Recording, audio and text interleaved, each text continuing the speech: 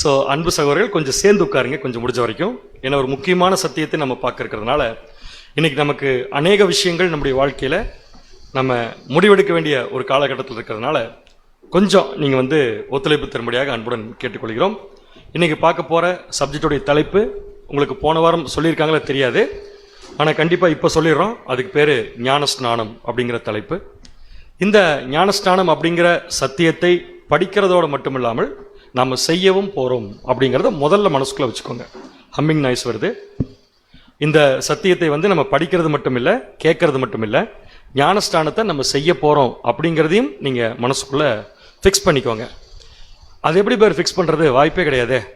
நாங்கள் தான் ஏற்கனவே ஞானஸ்தானம் எடுத்துட்டோமே அப்படின்னு நீங்கள் சொல்லலாம்.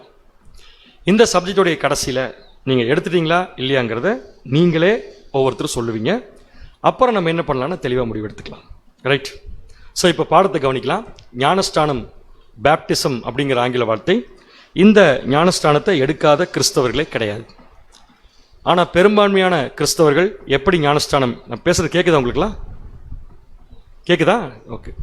பெரும்பான்மையான கிறிஸ்தவர்கள் எப்படி ஞானஸ்தானம் எடுக்கிறாங்க அப்படின்னு சொல்லி பார்த்தீங்கன்னா, அவங்க ஏதோ ஒரு சர்ச்சுக்கு போய் ஒரு மெம்பராக போய் சேருவாங்க. ஃபஸ்ட்டு அவர் ஏதோ ஒரு ஹிந்துவாக கூட இருப்பார், அல்லது முஸ்லீமாக இருப்பார், அல்லது கடவுளே இல்லைன்னு சொல்கிறவராக கூட இருப்பார். அவருடைய வாழ்க்கையில் அவருக்கு ஏதாவது ஒரு சம்பவம் நடக்கும். அந்த சம்பவம் கிறிஸ்துவால் தான் நடந்துச்சுன்னு அவர் நினச்சிட்டு அவர் என்ன பண்ணுவார்னா, அவங்க வீட்டுக்கு பக்கத்தில் எந்த சர்ச் இருக்கோ அந்த சர்ச்சுக்கு போவார். அவருடைய பேர் ராமசாமியாக இருக்கும். உடனே அந்த சர்ச்சில் இருக்கிற அவர் கூப்பிட்டு என்ன பண்ணுவார்னா, ஓகே பரவாயில்ல, நீங்கள் ரட்சிக்கப்பட போகிறீர்கள் அப்படின்னு சொல்லுவார். ரட்சிப்பு அடைய போகிறீங்கன்னு சொல்லிட்டு அவர் கூப்பிட்டு அவருக்கு ஞானஸ்தானம் கொடுப்பாங்க. ஞானஸ்தானம் கொடுக்குறப்ப என்ன சொல்லுவாங்கன்னு பார்த்தீங்கன்னா, இனிமேல் நீங்கள் எதுவும் கெட்ட பழக்கமெல்லாம் உங்களுக்கு இருக்கக்கூடாது, உங்கள் பேரும் மாற்றப்படும், உங்கள் பேர் இனிமேல் ராமசாமி கிடையாது, இன்னிலேருந்து உங்கள் பேர் ராபர்ட் அப்படின்னு சொல்லி பேரை மாற்றி அதுக்கப்புறம் என்ன பண்ணுவாங்கன்னா தண்ணிக்குள்ளே அவங்கள மூழ்கி எந்திரிக்க வைப்பாங்க. சில சபைகள் அதுவும் கிடையாது, தண்ணிக்குள்ளே மூழ்கி எந்திரிக்க வைக்கிறது கிடையாது. ஒரே ஒரு ஜக்கில் தண்ணி கொண்டு மேலே தெளிச்சு விட்டு நீ இனிமேல் ராபர்ட் அப்படின்னு சொல்லி அவங்க கூப்பிட்டுருவாங்க. நம்மளை பொறுத்த வரைக்கும் இதுதான் ஞானஸ்தானம் நினச்சிட்டு இருக்கிறோம். ஆக்சுவலாக கிடையவே கிடையாது. ஞானஸ்தானம் அப்படிங்கிறது ஒரு மிகப்பெரிய டாக்ட்ரின், ஒரு மிகப்பெரிய உபதேசம் அப்படிங்கிறது நம்ம மறந்துடக்கூடாது. இன்றைக்கி அதனுடைய அடிப்படை மட்டும் நம்ம பார்க்க போகிறோம். ஆனால் அடிப்படையே நம்ம பார்க்கும்போது நம்ம என்ன விஷயத்தை நோக்கி போயிட்டுருக்கோம், இப்போ என்ன ஆகணும் அப்படிங்கிறது நமக்கு தெளிவாகவே தெரிஞ்சிடும். ஸோ அந்த அடிப்படையில் சப்ஜெக்ட் பார்க்கலாம். இப்போ முதல் கேள்வி, ஞானஸ்தானம் என்பது ரொம்ப முக்கியமா? ஆம் இல்லை, ஏதாவது ஒரு பதில் தான் வரும் கண்டிப்பாக. ரொம்ப சவுண்டு கம்மியாக இருக்கிற மாதிரி நான் ஃபீல் பண்ணுறேன். ஒரு எனக்கு தெரியல, நம்ம தெரியல எனக்கு. ஓகே, சவுண்ட் அதிகமான ஹம்மிங் நாய்ஸ் வருது போல் இருக்கு. அப்போ ஏதோ மிஸ்டேக் இருக்குது. பேச பேச சரியா, பேச பேச நானே கத்த ஆரம்பிச்சிருக்கேன், கவலைப்படாது. ஓகே, ஞானஸ்தானம் என்பது ரொம்ப முக்கியமா அப்படின்னு கேட்டால் ஆமாம். ஆமான்னு சொன்னவங்களுக்கு அடுத்த கேள்வி. அதனால தான் நாங்கள் சொல்கிறதே இல்லை. ஆமான்னு சொல்கிறவங்களுக்கு அடுத்த கேள்வினா, ஏன் ஞானஸ்தானம் என்பது ரொம்ப முக்கியத்துவம், ஏன் ஞானஸ்தானம் என்பது ரொம்ப முக்கியம் அப்படின்னு ஒரு கேள்வி. அதுக்கு ஏதாவது பதில் சொல்ல முடியுமா? நம்மளுக்கு பழைய வாழ்க்கையிலிருந்து புதிய வாழ்க்கைக்கு வருவதற்கு ஞானஸ்தானம் எடுத்துட்டு வர்றது ஒரு பக்கம், ஞானஸ்தானம் எடுக்காமல கூட மாறலாம்ல. இப்போ உலகத்தில் நிறைய பேர் பார்த்தீங்கன்னா தீவிரவாதிகளாக இருப்பாங்க, அல்லது சாதாரண மனுஷனாக இருப்பாங்க, திடீர்னு தீவிரவாதமாக மாறிடுவாங்க. தீவிரவாதியாக இருப்பாங்க, சாதாரண மனுஷனாக மாறிடுவாங்க. அவங்கெல்லாம் பேப்டிசம் எடுத்து மாறுறாங்க. அப்போ நமக்கும் மாறணும்னு சொல்லி முடிவு பண்ணியாச்சுன்னா அதுக்காக பேப்டிசங்கிறதுல இல்லை. நீங்கள் சொல்கிற கருத்து கரெக்டு, பட் அந்த கருத்தை மட்டுமே அதுக்கு பதிலான்னு பார்த்தா கண்டிப்பாக இல்லை. அதை தான் நம்ம இன்னைக்கு படிக்க போகிறோம். ஸோ சகோதரர் சொன்ன மாதிரி ஒரு மாற்றம் அப்படிங்கிறது நம்முடைய வாழ்க்கையில் இருக்கணும் அப்படின்னா ஞானஸ்தானம் தேவை. ஆனால் சரியான பதில் என்னன்னு பார்த்தீங்கன்னா, நாம் கிறிஸ்தவர்களாக எந்த ஒரு காரியத்தை செஞ்சாலும் அதுக்கு பின்னாடி நம்முடைய ஆண்டவர் சொல்லி இருந்தால் பண்ணணும், நம்ம ஆண்டவர் சொல்லினா பண்ணக்கூடாது. இது ரொம்ப கிளியராக இருக்கும். கிறிஸ்மஸ் கொண்டாட சொல்லி நம்முடைய ஆண்டவர் சொல்லியிருக்காரு இல்லையா? பதில் சொல்ல மாட்டேங்கிறீங்களா? ஏன் பதில் சொல்ல முடியல? இந்த வருஷம் 25 நம்ம கொண்டாடின கிறிஸ்மஸ் ஞாபகத்துக்கு வருது இப்போ, அதனால பதில் வர மாட்டேங்குது. ஒருவேளை இது காரணமாக இருக்குமா தெரியல. ஓகே, ஸோ எதுக்கு மறுபடியும் பாயிண்ட்டுக்கு வந்துடலாம். எனக்கே ஹம்மிங் நாய்ஸ் கேட்குது, அதனால தான் எனக்கு கம்ஃபர்டபுளாக இல்லை பேசுறது. இல்லை மைக் ஏதாவது சேஞ்ச் பண்ணி பார்க்கலாமா? ஓகே, கொஞ்சம் வாய்ஸ் ரைஸ் பண்ணி பாருங்க. ஓகே, என்ன கேள்வி கேட்டோம்? மைக் சரியாக வேலை செய்யுதான்னு சொல்லி. கிறிஸ்மஸ் கொண்டாட சொல்லி இயேசு கிறிஸ்து சொல்லியிருக்காரு இல்லையா பைபிளில்? இல்லை. இப்போ ஒரு விஷயம் நல்லா புரிஞ்சுக்கோங்க, உண்மையை மாற்ற முடியாது. கிறிஸ்தவர்கள் கிறிஸ்மஸ் கொண்டாடுறாங்க, அது உண்மை. அப்போ பைபிளில் சொல்லாதவங்க பண்ணுறாங்க இல்லையா? பைபிளில் சொல்லாத பண்ணுறதுக்கு கிறிஸ்துவோடைய விருப்பம் இருக்குமானா கண்டிப்பாக இருக்காது. அதனால கிறிஸ்துடைய நாம மகிமைப்பட போகிறது இல்லை. ஆனால் எந்த ஒரு காரியத்தை நம்ம செஞ்சாலும் அது கிறிஸ்து சொல்லியிருக்கணுங்கிறது முக்கியமான விஷயம். அப்படி கிறிஸ்து சொல்லிட்டு போன விஷயத்தில் ஒரு முக்கியமான விஷயம் தான் இந்த ஞானஸ்நானம். அது கிறிஸ்துவுக்கு பின்னாடி வரக்கூடிய ஜனங்களுக்கு கண்டிப்பாக கிறிஸ்து என்ன செய்ய சொல்லியிருக்காருன்னா ஞானஸ்நானம் எடுக்க சொல்லியிருக்கார். வாசிக்கலாம். மத்தேயு 28ஆம் அதிகாரம் 19ஆம் வசனம். மத்தேயு 28ஆம் அதிகாரம் 19ஆம் வசனம். ஆகையால் நீங்கள் புறப்பட்டு போய் சகல ஜாதிகளையும் சீஷராக்கி. பாருங்க, இந்த வார்த்தை ரொம்ப முக்கியம். சீஷர்களை பார்த்து சொல்றாரு, நீங்க புறப்பட்டு போங்க. இப்ப இயேசு கிறிஸ்து மரிச்சாச்சு, மரிச்சு உயிர் தெழுந்துட்டார். சீஷர்களுக்கு மட்டும் காட்சி கொடுத்துட்டு இருக்காரு. அப்ப இன்ஃபர்மேஷன் கொடுக்குறாரு. அந்த இன்ஃபர்மேஷன்னா நீங்கள் புறப்பட்டு போய் சகல ஜாதிகளை என்ன ஆக்கலாம் நீங்க. இப்ப அப்ப அதுக்கு முன்னாடி வரைக்கும் யார் மட்டும் தான் வாய்ப்பு இருந்துச்சு? யூதர்களுக்கு மாத்திரம்தான். இப்ப சொல்றாரு சகல ஜாதிகளையும் சீஷராக்கி பிதா குமாரன் பரிசுத்த ஆவியின் நாமத்திலே அவர்களுக்கு ஞானஸ்நானம் கொடுத்து. அப்ப நீங்க போய் என்ன பண்ணுங்கன்னா சகல ஜனங்களுக்கும் சீஷராக்கிறதுக்கு நீங்க போய் ஒர்க் பண்ணுங்க. அப்படி ஒர்க் பண்ணி அதை கேட்டு யாராவது கிறிஸ்துவை விசுவாசிச்சு வந்தாங்கன்னா, என்ன விசுவாசிச்சு வந்தாங்கன்னா, நீங்க பண்ண வேண்டிய முக்கியமான விஷயம் என்ன? அவங்கள கூப்பிட்டு உங்க சபையில சேர்த்துக்கிறது பெரிய விஷயம் இல்லை. அவங்களுக்கு முதல்ல நீங்க என்ன கொடுக்குன்னு சொல்லிட்டாரு. என்ன கொடுக்குன்னு சொல்லியிருக்காரு? சத்தமே வரமாட்டேங்குது. ஞானஸ்நானம் கொடுக்க சொல்லியிருக்கு. அப்படின்னா இயேசு கிறிஸ்துவுக்கு சீஷர் ஆகணும்னா கண்டிப்பா அவங்க என்ன எடுத்துருக்கணும்? ஸோ முதல் கேள்விக்கு விடை கண்டுபிடிச்சாச்சு. முதல் கேள்வி என்னன்னா, ஞானஸ்நானம் என்பது ரொம்ப முக்கியமான கட்டாயமா முக்கியம் தான். இதை கேட்டுட்டு போய் பேதுரு, யோவான், யாக்கோபுல பிரசங்கம் பண்றாங்க. அப்படி பண்ணும்போது பேதுரு பண்ண பிரசங்கத்தை கேட்ட ஒரு குரூப் ஆஃப் யூதர்கள், அதாவது இயேசு கிறிஸ்துவை கொன்ற யூதர்கள், பேதுரு போய் பிரசங்கம் பண்ணும்போது அந்த இடத்துல ஒரு மிகப்பெரிய மாற்றம் அவங்க மனசுக்குள்ள நடக்குது. யூதர்களுடைய மனசுக்குள்ள என்னங்கிறதையும் வாசிக்கலாம். அப்போஸ்தலர் 2ஆம் அதிகாரம் 37-38. அப்போஸ்தலர் 2ஆம் அதிகாரம் 37-38 வசனங்கள். இதை அவர்கள் கேட்ட பொழுது இருதயத்திலே குத்தப்பட்டவர்களாக. ஒரு கொஸ்டின் உங்களுக்கு. இதை அவர்கள் கேட்ட போது, இந்த அவர்கள் யாருன்னா யூதர்கள். இதைனா எதை சொல்லுங்க? கரெக்ட் தான். பேதுரு பேசின பிரசங்கம். அப்ப ஞானஸ்தானத்துக்கு முன்னாடி என்ன விஷயம் நடந்திருக்கணும்னா, கிறிஸ்து யாருங்கிறது பிரசங்கப்பட்டிருக்கணுங்க. அதைத்தான் பேதுரு பண்றார்.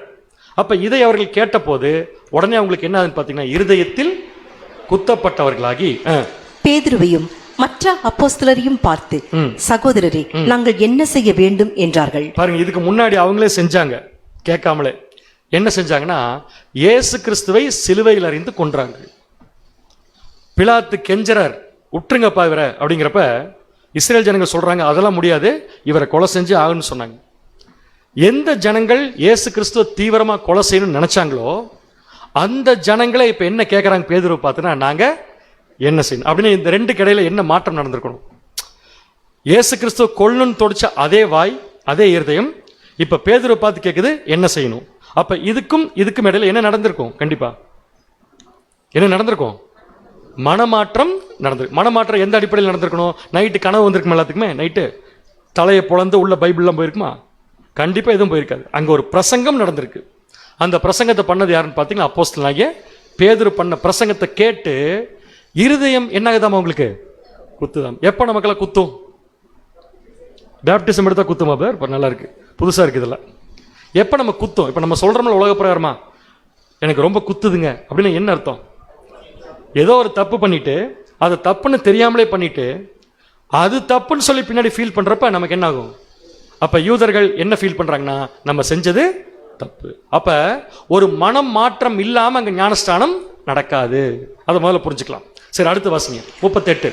பேதுரு அவர்களை நோக்கி, நீங்கள் மனம் திரும்பி ஒவ்வொருவரும் பாவ மன்னிப்புக்கென்று இயேசு கிறிஸ்துவின் நாமத்தினாலே ஞானஸ்நானம் பெற்றுக் கொள்ளுங்கள் சொல்றாரு. நீங்க என்ன பண்ணீங்கன்னா மனம் திரும்பி, அதான் முக்கியங்க. மனம் திரும்பி இயேசு கிறிஸ்துவின் நாமத்தினாலே நீங்க ஞானஸ்நானம் பெற்றுக்கொள்ளுங்கள். அப்படி நீங்க பெற்றுக்கொள்ளும் போது நீங்க என்ன பெற்றுக்கொள்வீர்கள் பாத்தீங்கன்னா, பரிசுத்த ஆவியின் வரத்தை பெறுவீர்கள். அதுக்கப்புறம் நீங்க என்ன பண்ணலாம்? அதுக்கப்புறம் நீங்க என்ன பண்ணலாம்? திருப்பி பழைய மாதிரிலாம் இருக்கக்கூடாது. அதுக்கப்புறம் பின்னாடி விளக்கம் கொடுக்கிறார் பேதுரு. அதுல 40ஆம் வசனம் மட்டும் வாசிங்க போதும். அப்போஸ்தலர் 2ஆம் அதிகாரம் 40ஆம் வசனம். இன்னும் அநேக வார்த்தைகளாலும் சாட்சி கூறி. இதுக்கப்புறம் நிறைய பிரசங்கம் பண்ணிருக்காரு பேதுரு. சாட்சி கூறி மாறுபாடுள்ள இந்த சந்ததியை விட்டு விலகி உங்களை ரட்சித்துக் கொள்ளுங்கள் என்றும் புத்தி சொன்னான். அப்ப மாறுபாடுள்ள சந்ததியை விட்டு விலகிறதுக்கு பேர் என்னதான் சொல்ல மாட்டேங்கிறீங்க பாருங்க. மாறுபாடுள்ள சந்ததி விட்டு விலகிறதுக்கு என்ன பேர்னா ஞானஸ்தானம். கரெக்டுங்களா? இப்ப மாறுபாடுள்ள சந்ததின்னு சொல்றோம்ல, எதுல மாறுபாடுள்ள சந்ததி? சத்தியத்துல. கரெக்டானே? அப்ப சத்தியத்துல மாறுபாடு இருக்கிற சந்ததி விட்டுட்டு அதிலே இருந்துட்டு அங்க ஞானஸ்தானம் எடுத்தேன்னு சொன்னா அதுக்கு பேர் ஞானஸ்தானமா? கட்டாயமா கிடையாது. நல்லா புரிஞ்சுக்கலாம். ஒரு மாற்றம் மனசுல வராம ஞானஸ்தானம் எடுக்க முடியாது. இந்த இடத்துல யூதர்கள் மாறிட்டாங்க, ஞானஸ்தானம் எடுத்தாங்க. இன்னொரு கேள்வி உங்கள்கிட்ட நான் சொல்லிடுறேன் இப்பவே. அன்றைய தினம் எத்தனை பேர் ஞானஸ்தானம் பெற்றுக்கொண்டார்கள்? ஏறக்குறைய 3000 பேர். இதுல இன்னொரு இன்ஃபர்மேஷன் உங்களுக்கு. இந்த 3000 பேர்ல அநேகம் பேர் ஏற்கனவே யோவான் ஸ்நானகிட்ட ஞானஸ்தானம் எடுத்தவங்க. நல்லா புரிஞ்சுக்கோங்க. இயேசு கிறிஸ்து வரதுக்கு முன்னாடி ஒருத்தர் ஞானஸ்தானம் கொடுத்துட்டு இருந்தார் இல்லையா, யோவான் ஸ்நானகன். அந்த யோவான் ஸ்நானகிட்ட ஞானஸ்தானம் எடுத்ததுல அநேகம் பேர் இங்க எடுக்கிறாங்க. அவங்க யாருமே என்ன கேள்வி கேட்கலனா, நாங்க தான் ஏற்கனவே எடுத்துட்டோமே, இப்ப எதுக்கு எடுக்கணுங்கிற கேள்வியை கேட்கல. ஏன் கேட்கலன்னு உங்களால சொல்ல முடியுதா? ஏன் கேட்கலனா, அந்த ஞானஸ்தானம் வேற, இந்த ஞானஸ்தானம் வேற. இது புரியாம ஞானஸ்தானம் எடுத்திருந்தோம்னா நம்ம எடுத்தது ஸ்நானம், ஞானஸ்தானம் கிடையாது. இது என்ன வித்தியாசங்கிறது நம்ம பின்னாடி பார்க்கலாம். அதுக்கு முன்னாடி ஞானஸ்தானங்கிறது என்ன மெத்தட்ல எடுக்கணும் அப்படின்னு பார்க்கலாம். ஞானஸ்தானம் என்ற வார்த்தையினுடைய ஆங்கில வார்த்தை பேப்டிசம். பேப்டிஸ்ட்ல இருந்து வந்ததுதான் ஞானஸ்தானம். பேப்டிசங்கிற வார்த்தை எங்கிறது வந்துச்சுன்னா கிரேக்க வார்த்தை பேப்டைசோ. நமக்கு தெரியும், புதிய ஏற்பாடு கிரேக்க பாஷை. கிரேக்க பாஷையில பேப்டைசோ அப்படிங்கிற வார்த்தையிலிருந்து வந்தது தான் பேப்டிசம். பேப்டிஸ்ட்லேருந்து வந்தது தான் ஞானஸ்தானம். பேப்டைசோ அப்படிங்கிற கிரேக்க வார்த்தைக்கு டைரக்டான தமிழ் மீனிங் என்னன்னு சொல்லி பார்த்தீங்கன்னா இம்மர்ஷன், மூழ்குதல் அப்படின்னு அர்த்தம். பேப்டைசோன்னு சொன்னாலே மூழ்குதல், அதுக்கு இங்கிலீஷில் இம்மர்ஷன். அப்போ ஞானஸ்தானங்கிற வார்த்தைக்குள்ளேயே என்ன ஞானஸ்தானம் தான் இருக்குன்னு சொல்லி பார்த்தீங்கன்னா தண்ணீரில் மூழ்கி எடுக்கும் ஞானஸ்தானம் தான். தெளிப்பு ஞானஸ்தானம், தலையில் தண்ணி ஊத்தும் ஞானஸ்தானம் எல்லாம் ஞானஸ்தானமே கிடையாதுங்கிறத நல்லா உள்ள வாங்கிக்குவாங்க. ஏன்னா பேப்டிஸ்ட்ங்கிற வார்த்தைக்கு அர்த்தமே இம்மர்ஷன் அல்லது மூழ்குதல். அடுத்த கொஸ்டின், நாம் இதை கண்டிப்பா எடுக்கணுமா? முதல் கேள்வி, ஞானஸ்தானம் முக்கியமா? ஆமா முக்கியம்தான். ஏன்னா இயேசு கிறிஸ்து என்ன பண்ணியிருக்காரு, பின்னாடி பண்ண சொல்லிட்டு போயிருக்காரு, நம்ம பண்றோம். அடுத்த கேள்வி, நாம் எதுக்கு இதை எடுக்கணும் ஞானஸ்தானம்?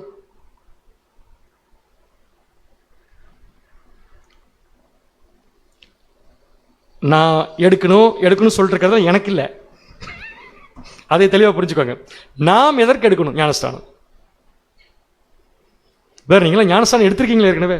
ஒரு சில ஊர்களெல்லாம் பயங்கரமா அதிர்ச்சி கொடுத்தாங்க, 42 தடவை எடுத்தவங்களா இருக்காங்க. நீங்க கண்டிப்பா ஒரு தடவையாவது எடுத்திருப்பீங்க. அப்ப ஒரு தடவையாவது எடுத்திருக்கிறோம்னா அது ஞானஸ்தானம்னா நான் கேட்கிற கேள்விக்கு பதில் வரணும்ல. பதிலே வராம எடுத்திருக்கிறோம்னா அதுக்கு பேர் என்ன? குளிக்கிறது வீட்டில், அவ்வளவுதான், வேற ஒன்றும் இல்லை. ஓகே, ஸோ நான் பதில் சொல்றேன். இப்ப கண்டிப்பா நம்ம ஞானஸ்தானம் எடுக்கணும். ஏன் எடுக்கணும்னா வாசிக்கலாம். 1 பேதுரு 2:21. 1 பேதுரு 2ஆம் அதிகாரம் 21ஆம் வசனம். இதற்காக நீங்கள் அழைக்கப்பட்டும் இருக்கிறீர்கள். இதற்காக நீங்கள் அழைக்கப்பட்டும் இருக்கிறீர்கள். ஏனெனில் கிறிஸ்துவும் உங்களுக்காக பாடுபட்டு, நோட் பண்ணிக்கோங்க, கிறிஸ்து உங்களுக்காக பாடுபட்டு நீங்கள் தம்முடைய அடிச்சுவடுகளை தொடர்ந்து வரும்படி உங்களுக்கு மாதிரியை பின்வைத்து போனார். கிறிஸ்து நமக்கு அவர் வாழ்க்கைய ஒரு மாதிரியா வச்சுட்டு போயிருக்காராமா. மாதிரினா எக்ஸாம்பிளா வச்சுட்டு போயிருக்காரு. புரியுது உங்களுக்கு? கிறிஸ்து அவருடைய வாழ்க்கைய நமக்கு எக்ஸாம்பிளா வச்சுட்டு போயிருக்காரு. அப்ப கிறிஸ்துடைய வாழ்க்கையில் நடந்த சம்பவம் எல்லாம் நமக்கு எக்ஸாம்பிள் தானே. அப்படின்னா கிறிஸ்து ஞானஸ்தானம் எடுத்தாரா இல்லையா? எடுத்தாருன்னா அது அவருக்காகவா நமக்காகவா? நமக்காக. இந்த பாயிண்ட் புரிஞ்சுக்கோங்க. கண்டிப்பா நம்ம ஏன் ஞானஸ்தானம் எடுக்கணும்னா இயேசு கிறிஸ்து எடுத்தா நம்ம ஞானஸ்தானம் எடுக்கணும். ஏன்னா இயேசு கிறிஸ்து வாழ்ந்ததே அவருக்காக இல்லை, யாருக்காக? நமக்காக. நமக்காக எதுக்கு அவர் வாழ்ந்தார்னா நம்ம எப்படி வாழணுங்கிறத சொல்லி கொடுக்கறதுக்கு அவர் வாழ்ந்தார். அப்ப அவர் வாழ்க்கையில அவர் ஞானஸ்தானம் எடுத்தார்னா அது அவருக்காக இல்லை, யாருக்காகன்னு பார்த்தீங்கன்னா நமக்காக. கரெக்ட்? ஸோ ஞானஸ்தானம் கண்டிப்பா எடுக்கணும். ஏன் எடுக்கணும்னா இயேசு கிறிஸ்து எடுத்திருக்கார் நமக்காக. அடுத்த கேள்வி, இயேசு கிறிஸ்து எடுத்தா நான் எடுக்கணுமா? இந்த கேள்வியெல்லாம் ஏன் உங்கள்கிட்ட கேட்கறேன்னா இது எல்லாமே உங்க மனசுக்குள்ள பின்னாடி ஒரு சந்தேகமா வந்துடக்கூடாது. இயேசு கிறிஸ்து எடுத்தா நான் எடுக்கணுமா? கண்டிப்பா. ஏன்? வேற வழி இல்லைங்கிறீங்களா? என்ன காரணம்? ஒரு ப்ராப்பர் ரீசன் வேணும் இல்லையா? அந்த ப்ராப்பர் ரீசன்னா தலையும் சரீரமும் கண்டிப்பா பிரிக்கவே முடியாது. சரீரமாகிய சபைக்கு நம்முடைய ஆண்டவர் என்ன இருக்காரு? தலையா இருக்கார். அப்ப தலை எடுத்தா யாரும் கண்டிப்பா எடுத்தாகணும், சரீரமும் எடுத்தான். இப்ப சரீரத்துல தான் நம்ம இருக்கிறது உண்மைனா கண்டிப்பா நாமளும் எடுத்துத்தான் ஆகணும். சோ தலையும் சரீரமும் வேற வேற இல்ல. அப்படின்னா தலை தன் வாழ்க்கை எங்க ஆரம்பிச்சதோ அங்கதான் சரீரமும் ஆரம்பிக்கணும். தலை தன் வாழ்க்கை எங்க முடிச்சதோ அங்கதான் சரீரமும் வாழ்க்கையை முடிக்கணும். இப்ப சரீரங்கிற பாட்டுக்குள்ளதான் நம்ம இருக்கிறோம். அப்படின்னா இந்த கேள்வியை நல்லா கவனிங்க. இயேசு கிறிஸ்துவின் தலையின் வாழ்க்கை எங்க ஆரம்பிச்சது? ஆப்ஷன் ஏ பெத்லகேமில், ஆப்ஷன் பி யோர்தான் நதியில். கேள்வி புரியல உங்களுக்கு? இயேசு கிறிஸ்துவின் வாழ்க்கை எங்க ஆரம்பிச்சுன்னு கேட்கிறேன். பெத்லகேம்லயா யோர்தான் நதியிலையா? சோ தலை எங்க ஆரம்பிச்சிருக்குது? யோர்தான் நதியில. எப்படி ஆரம்பிச்சதுன்னா ஞானஸ்தானத்தின் மூலம் அவர் வாழ்க்கை ஆரம்பிச்சார். எங்க முடிச்சார் அப்படின்னு பாத்தீங்கன்னா கல்வாரி சிலுவையில கொல்கதா மலையில முடிச்சிட்டார். கரெக்டுங்களா? அப்ப இயேசு கிறிஸ்துவின் வாழ்க்கையினுடைய ஆரம்பம் எங்கேயோ அங்கதான் நம்முடைய வாழ்க்கையும் ஆரம்பிக்குது. இயேசு கிறிஸ்து எங்க முடிச்சாரோ அங்கதான் நாமளும் முடிக்கணும். இப்படி கேட்டா கரெக்டா இருக்கும். இயேசு கிறிஸ்து முடிச்ச இடத்துல நாமளும் முடிக்கணுமா? முடிக்கணுமா? அப்படின்னா என்ன பண்ணணும்? இயேசு கிறிஸ்து ஆரம்பிச்ச மாதிரியே நம்மளும் ஆரம்பிக்கணும். அப்ப இயேசு கிறிஸ்து எங்க ஆரம்பிச்சார்? யோர்தான் நதியில. எதுல ஆரம்பிச்சார்? இப்ப நாம் ஆரம்பிச்சிட்டோமா? அப்படின்னா இன்னும் நம்ம வாழ்க்கையவே என்ன பண்ணல, ஆரம்பிக்கவே இல்லை. ஆனா இத்தனை வயசாகி போச்சு நமக்கு. புரிஞ்சா உங்களுக்கு இது? அப்படின்னா தலை எங்க ஆரம்பிச்சதோ அங்கதான் நம்மள ஆரம்பிக்கணும். தலை எங்க முடிச்சதோ அங்கதான் முடிக்கணும். அப்பதான் தலைக்கு கீழே போய் சேர முடியும் சரீரமா. இது தலை நமக்கு விதித்திருக்கும் கட்டளை. அடுத்த கேள்வி, இயேசு கிறிஸ்துடைய வாழ்க்கையில ஆரம்பத்திலிருந்து முடிவு வரைக்கும் நடந்த சம்பவங்கள்ல அவங்க அப்பாவுக்கு ரொம்ப பிடிச்ச சம்பவம் எது? நானே உங்களுக்கு சாய்ஸ் கொடுக்குறேன். ஒன்று, இயேசு கிறிஸ்து பரலோகத்தில் இருந்த எல்லா மகிமையும் விட்டுட்டு இந்த பூமியில ஒரு சாதாரண குடும்பத்தில் சத்திரத்தின் முன்னணியில கிடத்தி வச்சிருக்கிற கண்டிஷன்ல வந்து பிறந்தது. ஆப்ஷன் டூ இல்ல, சம்பவம் நம்பர் 2, அவர் 12 வயசுல நியாயசாஸ்திரிகளுக்கும் வேத பாரகர்களுக்கும் சத்தியத்தை உட்கார்ந்து கற்றுக் கொடுத்த காட்சி. 3வது, சிலுவையில் தேவனை பார்த்து உயிர் விடுறதுக்கு முன்னாடி பெரும் போராட்டத்தில் என் தேவனே என் தேவனே ஏன் என்னை கைவிட்டீர்னு சொல்லி மறிச்ச அந்த காட்சி. 4வது, யோர்தான் நதியில் ஞானஸ்தானம் எடுத்தது. இந்த 4 சம்பவத்தில் இதான் 4 ஒரு பெரும்பான்மையான சம்பவம். இதுதான் 4 தான் இயேசு கிறிஸ்துவின் வாழ்க்கையில. இப்ப நீங்க சொல்லுங்க, தலையின் வாழ்க்கையில தலையுடைய அப்பாவுக்கு இந்த நாள்ல எது மிகவும் பிடித்த சம்பவம்? ஒரே ஆப்ஷன் தான் உங்களுக்கு. எப்படிங்க? என்னுடைய முகத்தை பார்க்காதீங்க, அங்க மட்டும் பாருங்க போதும். சிலுவை. ஓகே, பிரதர் சொல்றாரு சிலுவை. ஏன் நீங்க சிலுவை சொல்றீங்கன்னா அங்க ரொம்ப கஷ்டப்பட்டிருக்காரு, அவருடைய ஜீவன் அங்கதான் விட்டான்னு சொல்றோம். நீங்க உங்களுடைய திங்கிங் கரெக்ட். ஆனா தேவனுடைய எதிர்பார்ப்பு வேற. ஆக்சுவலா தேவன் ரொம்ப சந்தோஷப்பட்டது அவருடைய ஞானஸ்தானத்துல. எப்படி பேர் கன்ஃபார்ம் பண்ணலாம்? அவர் சிலுவையில உயிர் விடும் போது அவங்க அப்பாவை பார்த்து ஏன் என்னை கைவிட்டுன்னு கேட்டது காரணம் அப்பா பேசவே இல்லை, அதான் கரெக்டுங்களா? ஆனா யோர்தான் நதியில ஞானஸ்தானம் எடுக்கும்போது அவங்க அப்பா பேசுறார். என்ன பேசுறாரு பாருங்க, என் பையங்கிற ஆசையில பேசுறார். மத்தேயு 3ஆம் அதிகாரம் 17ஆம் வசனம். மத்தேயு 3ஆம் அதிகாரம் 17ஆம் வசனம். அன்றியும் வானத்திலிருந்து ஒரு சத்தம் உண்டாகி இவர் என்னுடைய நேசகுமாரன், இவரில் பிரியமாய் இருக்கிறேன் என்று உரைத்தது. எங்கேயாவது இயேசு கிறிஸ்துவை பார்த்து தேவன் இவர் மேல் நான் பிரியமா இருக்கிறேன்னு சொல்லியிருக்காரா? இந்த ஒரு இடத்தை தவிர. அப்ப மரிக்கும் போது கூட தேவன் எந்த வார்த்தை சொல்லினா இவர் என்னுடைய நேசகுமாரன், இவரில் நான் பிரியமா இருக்கேன்னு சொல்லல. எங்க சொல்லியிருக்காருன்னா ஞானஸ்தானத்தில். அப்படின்னா தேவனுக்கு அவருடைய மகன் தலை, அவருடைய மகனின் சரீரம் நாம எல்லாருமே மரிக்கிறது பெரிய விஷயம் அல்ல.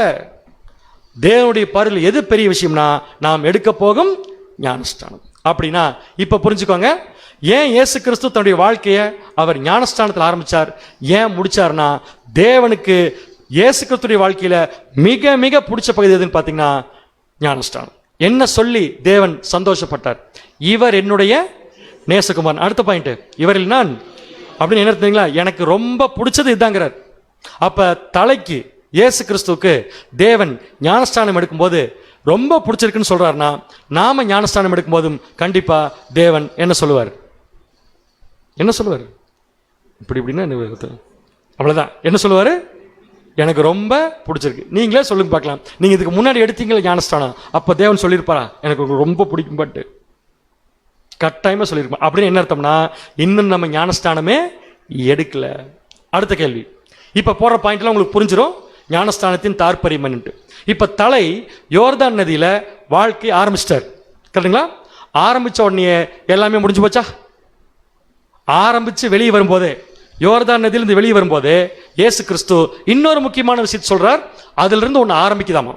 அப்ப யோர்தான் நதியிலிருந்து இயேசு கிறிஸ்து ஞானஸ்தானம் எடுத்ததுக்கு அப்புறம் இயேசு கிறிஸ்துடைய வாழ்க்கையில என்ன ஆரம்பிக்குதுன்னா, வாசிக்கலாம். லூக்கா 12:50. லூக்கா 12:50. ஆகிலும் நான் முழுக வேண்டிய ஒரு ஸ்நானம் உண்டு, அது முடியும் அளவும் எவ்வளவோ நெருக்கப்படுகிறேன். இப்பதாங்க ஒரு ஞானஸ்தானம் எடுத்துட்டு வராரு யோர்தான் நதியில. வந்த உடனே அடுத்து என்ன சொல்றாருன்னா, நான் முழுக வேண்டிய இன்னொரு ஸ்நானம் இருக்குங்கிறார். அந்த ஸ்நானம் முடிகிற வரைக்கும் இவர் என்ன பண்ணப்பட போறாருமா? நெருக்கப்படுற நேரத்தை பாடுகள் பட போறார், சித்திரவதை அனுபவிக்க போறார், கஷ்டப்பட போறார், போராட போறார். இதுக்கு முன்னாடி என்ன சொல்றாருன்னா, நான் முழுக வேண்டிய இன்னொரு ஸ்நானம். இப்ப நான் உங்ககிட்ட ஒரு கேள்வி. அப்ப இயேசு கிறிஸ்து எத்தனை ஸ்நானம் போட்டிருக்காரு? 2. 1 ஞானஸ்தானம். எங்க எடுத்தாரு? யோர்தான் நதியில. முழுக வேண்டிய இன்னொரு ஸ்நானம் சொல்றாரு, அது எங்க எடுக்க போறது? சொல்றீங்க, யாரும் சொல்றீங்க, கரெக்ட் தான். நீங்க எனக்கு ஆக்சுவலி இந்த ஃபேன் சொல்ல நீங்க பேசுறது உண்மையாலுமே கேட்கல, நான் பேசுறதே எனக்கு கேட்கல, அதனால சொல்றேன். இன்னொரு ஸ்நானம் எங்க எடுக்க போறாரு? புரியலையா உங்களுக்கு? ஒரு ஞானஸ்தானம் யோர்தான் நதியில் எடுத்தாரு, முழுக வேண்டிய இன்னொரு ஸ்நானம் இருக்குன்னு சொல்றாரு. அப்ப எங்க போட்டிருக்கணும்ல, அந்த ஸ்நானம் வேற எது இல்லைங்க, அவருடைய மரணம். அப்ப இயேசு கிறிஸ்து யோர்தான் நதியில் ஆரம்பிச்சு எங்க முடிச்சிருக்காரு? கொல்கத்தா மலையில் முடிச்சிட்டார். அதை இன்னொரு ஸ்நானங்கிறார். இந்த 2 ஸ்நானத்துக்கு நடுவுல இயேசு கிறிஸ்து சந்தோஷமா இருப்பேன்னு சொல்றாரா அல்லது நெருக்கப்படுகிறேன்னு சொல்றாரா? அப்படின்னா நம்ம ஞானஸ்தானம் எடுத்தோம், நமக்கு என்ன வந்துடணும்? என்ன வந்துடணும்? சந்தோஷமா சொல்லுங்க, சிரிச்சிட்டது. என்ன வரணும்? நெருக்கம் வரணும், பாடுகள் வரணும், கரெக்டுங்களா? ஆனா பாடுகளை சொல்றதுக்கு இயேசு கிறிஸ்துக்கு வருத்தம் இல்லை. ஏன்னு கேட்டா, பாடுபட்டா தான் ஜெயிக்க முடியும். உண்மைதானுங்க பேர்? பாடுபடாம ஜெயிக்க முடியுமா? அப்ப தலை ஏன் ஜெயிச்சதுன்னா, பாடுபட்டதுனால தான் ஜெயிச்சது, நெருக்கத்தை அனுபவிச்சதுனால தான் ஜெயிச்சது. அப்ப தலை ஜெயிச்ச மாதிரி நாமளும் ஜெயிக்கணும்னா கண்டிப்பா தலை அனுபவிச்சது யாரும் அனுபவிக்கணும்? நம்மளும் அனுபவிக்கணும்.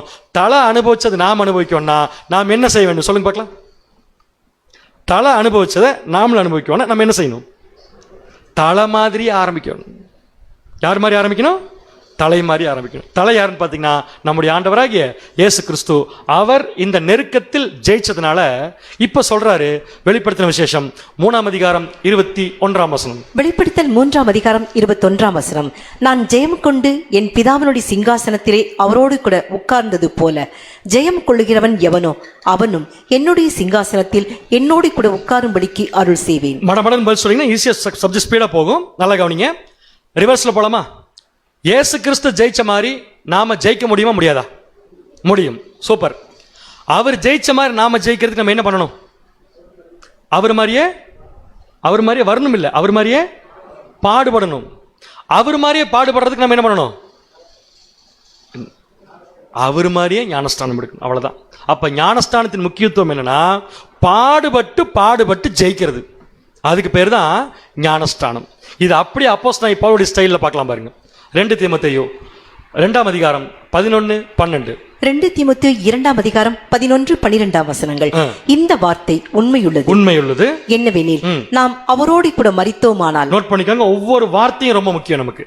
நாம் அவரோடு கூட மரித்தோமானால், அவரோடு கூட பிழைத்தும் இருப்போம். அவரோடு கூட பிழைத்தும் இருப்போம்.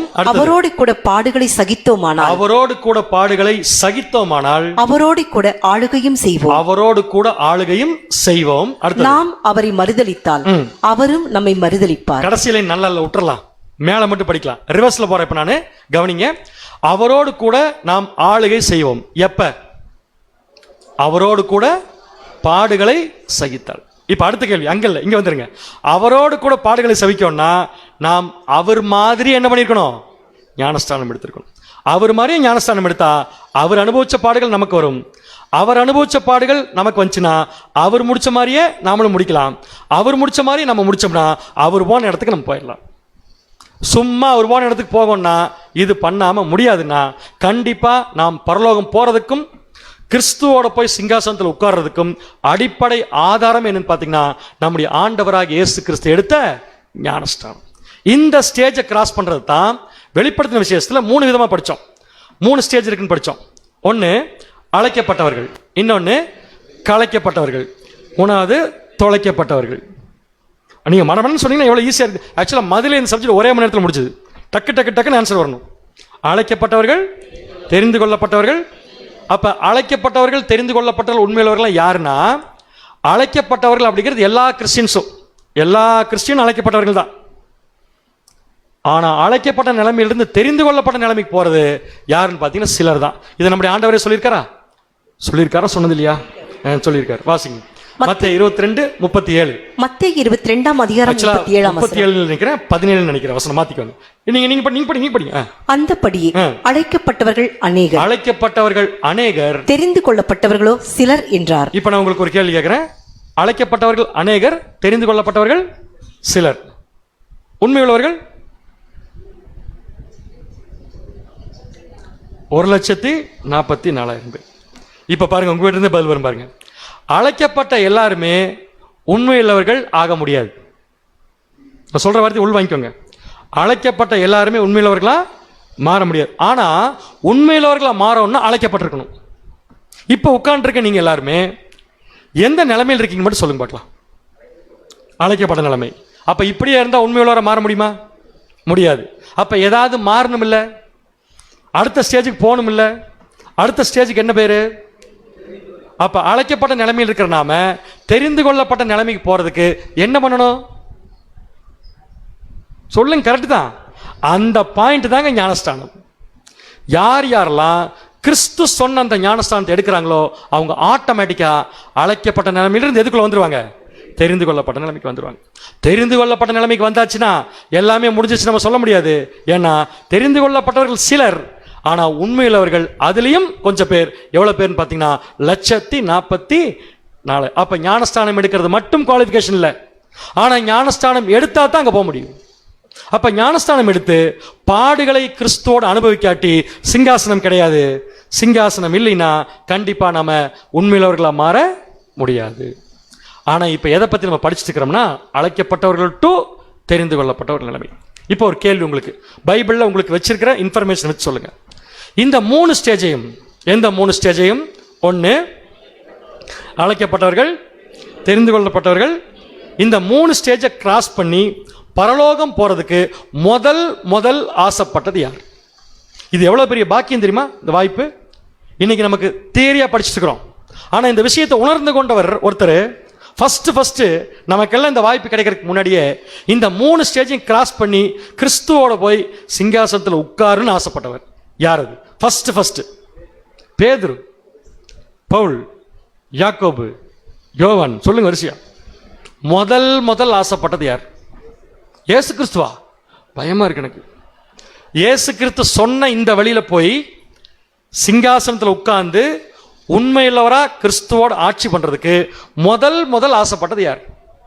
நல்ல வேளை மதுரையில் சொன்னாங்க, மோசே நாங்க எனக்கு தூக்கி வாரி போட்டுருச்சு. அப்படியே ஸ்தேவான்லாம் ரொம்ப பின்னாடி.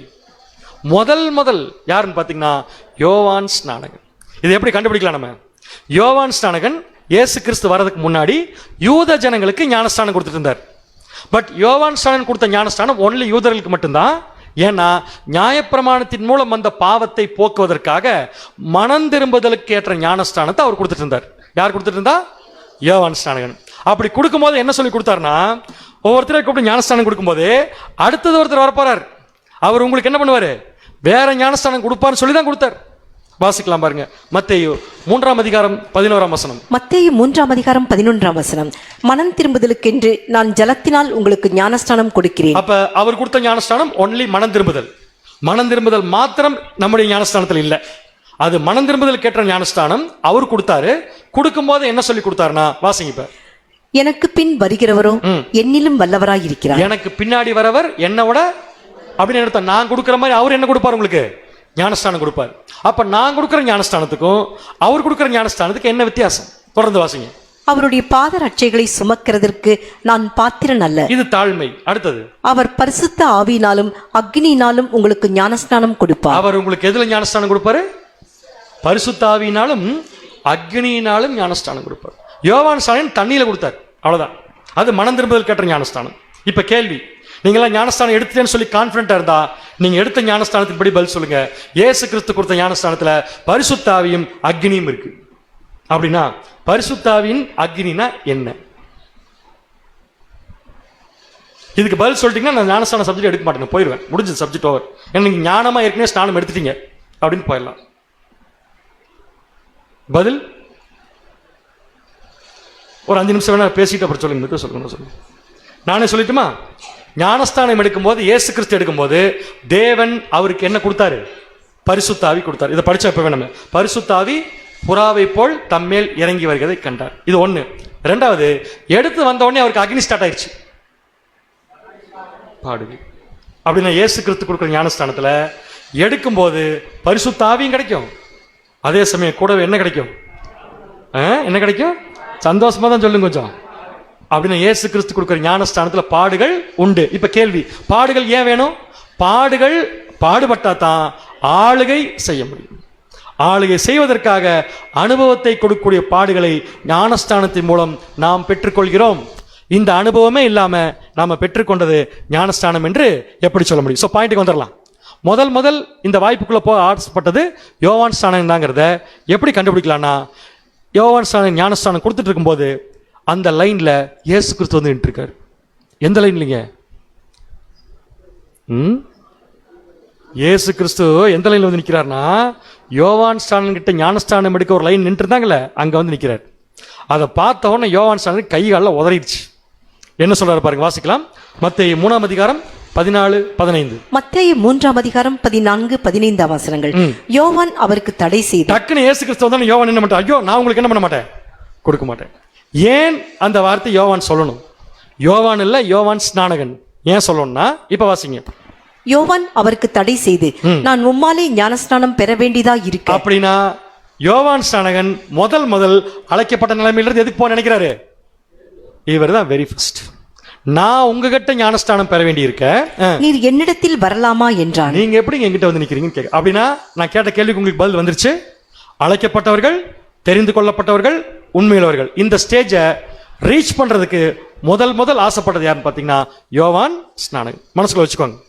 இப்ப யோவான் ஸ்நானகிட்ட இயேசு கிறிஸ்து ஞானஸ்தானம் வர்றத எல்லா ஜனங்களும் பார்த்திருப்பாங்கல்ல, யூதர்கள்லாம் வேடிக்கை பார்த்திருப்பாங்க.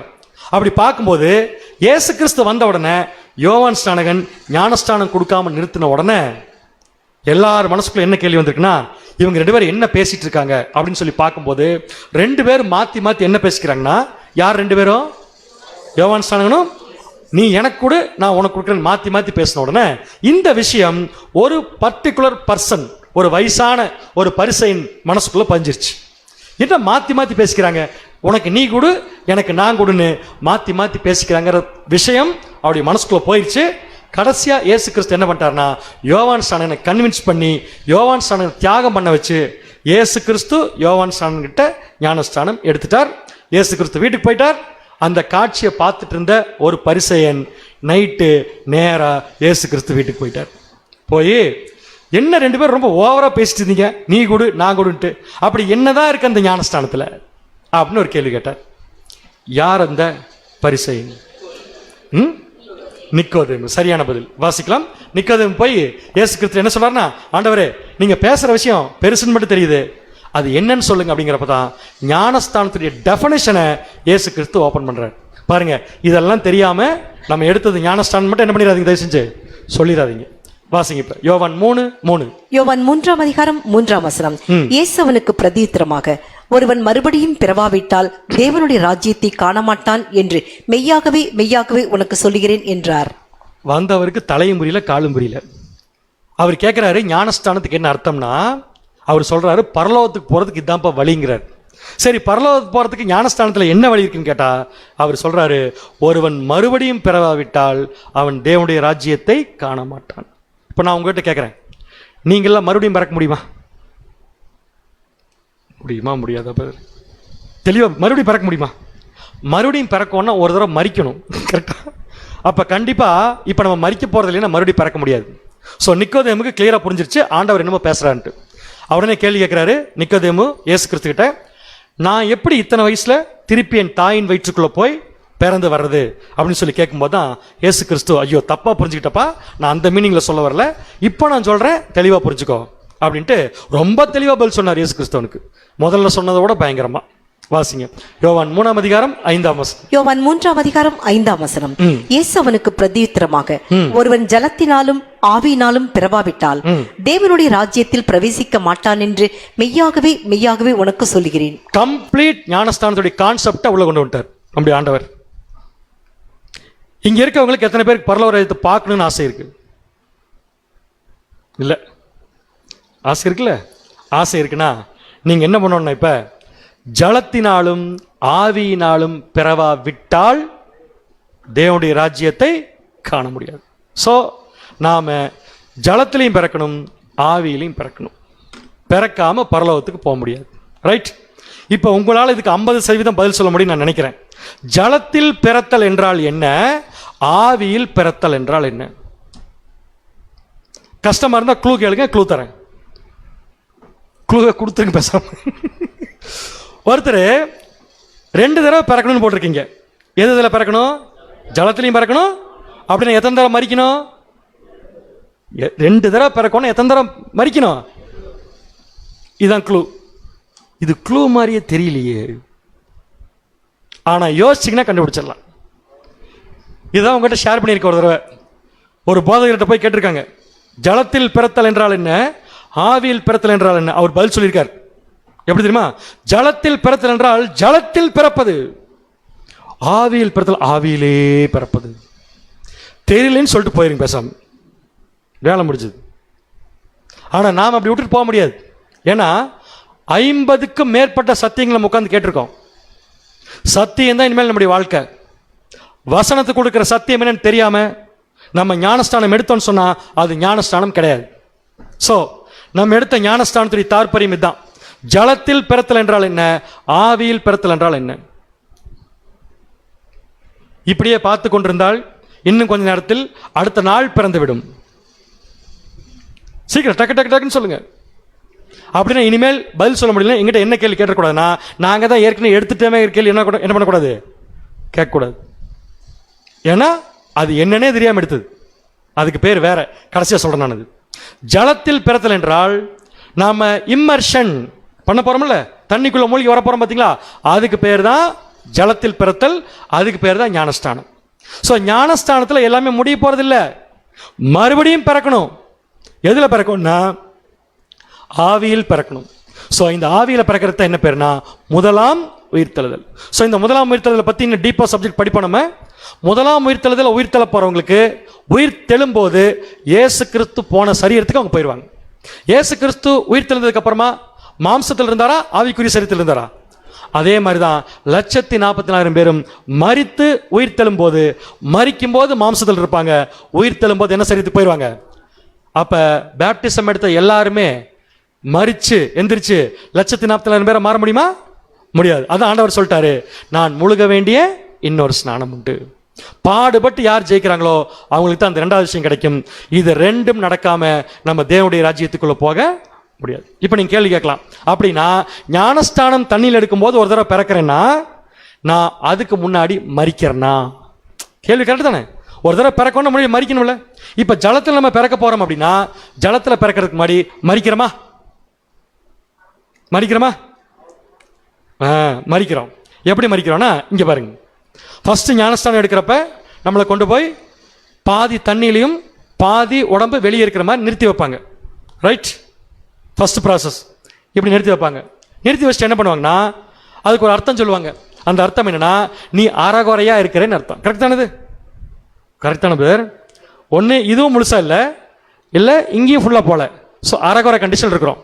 ஆனால் அறகுறை கண்டிஷன்லேயே சத்தியத்தை தெரிஞ்சுக்கிட்டு நாம உடன்படிக்கை பேப்டிசம் எடுக்க வந்துட்டோம். வந்த உடனே நம்முடைய அந்த மனம் மாறுதலை மையமாக கொண்டு இருக்கிறவங்க என்ன பண்ணுவாங்கன்னா அப்படியே நம்மளை தண்ணிக்குள்ள சாய்ப்பாங்க. கரெக்டுங்களா? தண்ணிக்குள்ள நம்மளை சாய்க்கும் போது ஆக்சுவலாக தண்ணிக்குள்ள ஃபுல்லாக நம்ம உள்ள போய் இருக்கும்போது பார்க்கறதுக்கு நம்முடைய உடம்பு எப்படித்தான் இருக்கும்? மரிச்ச மாதிரி தான் இருக்கும். மரிச்ச மாதிரி இருக்கும். அப்படியே கொஞ்ச நேரம் விட்டாங்கன்னு வச்சுக்கோங்களேன், அன்னைக்கோட முடிச்சுது, அவ்வளோதான். ஸோ அடுத்து என்ன பண்ணுறாங்க? அப்போ மரிச்சு எந்திரிச்சிட்டோம். புரியுதா உங்களுக்கு? இதுதான் ஜலத்தில் பிறத்தல். ஸோ இந்த ஜலத்தில் பிறத்தல் நடக்காம ஆவியில் பிறக்க முடியாது. அதே சமயம் ஜலத்தில் பிறந்த எல்லாருமே ஆவியில் என்ன பண்ண மாட்டாங்க? பிறக்க மாட்டாங்க. எத்தனை பேர் மட்டும்தான் பிறப்பாங்க? 1,44,000 பேர் தான். ஸோ அந்த ஆவியில் பெருத்தலை பற்றி தான் வெளிப்படுத்தின விசேஷம் 20ஆம் அதிகாரம் 6ஆம் வசனத்தை வாசிக்கலாம். வெளிப்படுத்தல் 20ஆம் அதிகாரம் 6ஆம் வசனம். முதலாம் உயிர்த்தெழுதலுக்கு பங்குள்ளவன் பாக்கியவானும் பரிசுத்தவானுமாய் இருக்கிறான். இவர்கள் மேல் இரண்டாம் மரணத்திற்கு அதிகாரம் இல்லை. இவர்கள் தேவனுக்கும் கிறிஸ்துவுக்கும் முன்பாக ஆசாரியராய் இருந்து அவரோடு கூட 1000 வருஷம் அரசாடுவார்கள். இதைத்தான் சொன்னார். ஜெயம் கொள்கிறவனோ அவன் என்னுடைய சிங்காசனத்தில் என்னோடு கூட உட்காரும்படிக்கு அருள் செய்வேங்கிற அந்த ப்ராசஸுடைய கடைசி பாயிண்ட்டை நாம நிறைவேற்ற போறது எப்படின்னு கேட்டீங்கன்னா, இந்த பூமியில கிறிஸ்து மாதிரி பாடுபட்டு மரிக்கும் போது நம்ம கிடைக்க போற அந்த முதலாம் உயிர்த்தெழுதல். ஸோ 1,44,000 பேர்ல ஒருத்தரை நம்ம மாறுறதுக்கு கண்டிப்பா நாம் 1,44,000 பேரும் எடுத்த அந்த ஞானஸ்தானத்தை எடுத்துத்தான் ஆக வேண்டும். ஆனா இது மரிக்கிறதுங்கிறது சந்தோஷமான விஷயம். ஏன்னு கேட்டா, நம்ம எதுக்கு மரிக்கிறோம்னா பாவத்திற்கு மரிக்கிறோம், பழைய வாழ்க்கைக்கு மரிக்கிறோம். அப்ப எந்திரிக்கும் போது எப்படி எந்திரிக்கிறோம்னா புதுசா எந்திரிக்கிறோம். அப்படி என்றால் ஞானஸ்தானம் எடுக்கும் போது ஒரு தடவை மரிக்கிறோங்கிறத ஒத்துக்கிறோமா? எதுக்கு மரிக்கிறோம்? பாவத்துக்கு, உலகத்துக்கு, பழைய வாழ்க்கைக்கு, கிறிஸ்துமஸுக்கு, ஈஸ்டருக்கு, நரகத்துக்கு, திருத்துவத்துக்கு, ஆவியானவர்கள் மரிச்சாச்சு. இன்னும் மரிக்கல போறதுக்கு நிறைய பேர் மரிச்சாச்சு. அப்ப எந்திரிக்கும் போது நம்மளை இயேசு கிறிஸ்து தனியா விட்டுருவாரா?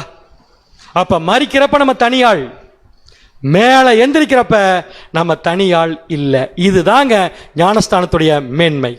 அப்படி என்றால் எந்திரிக்கும் போது நான் தனியா எந்திரிக்க போறதில்ல, என் கூடவே இன்னொருத்தர் எந்திரிப்பார். யார் அது? வாசிக்கலாம். ரோமர் 6ஆம் அதிகாரம் 11ஆம் வசனம். ரோமர் 6ஆம் அதிகாரம் 11ஆம் வசனம். அப்படியே நீங்களும் உங்களை பாவத்திற்கு மரித்தவர்களாகவும். கிளியர்? இதான் முதல்ல மரிக்கிறது, அப்புறம் பிறக்கிறது, ஜலத்துல பிறக்கிறது. நீங்கள் பாவத்திற்கு மரித்தவர்களாயும் நம்முடைய கர்த்தராகிய இயேசு கிறிஸ்துவுக்குள் தேவனுக்கென்று பிழைத்திருக்கிறவர்களாகவும் எண்ணிக்கொள்ளுங்கள். இப்ப படிங்க நல்லா அந்த வசனத்தை. நான் ஹைலைட் பண்ணிருக்கிறத, இயேசு கிறிஸ்துக்குள். இப்ப எனக்குள் அப்படின்னு என்ன அர்த்தம்? எனக்குள்ள என்னமோ இருக்கு, கரெக்டா?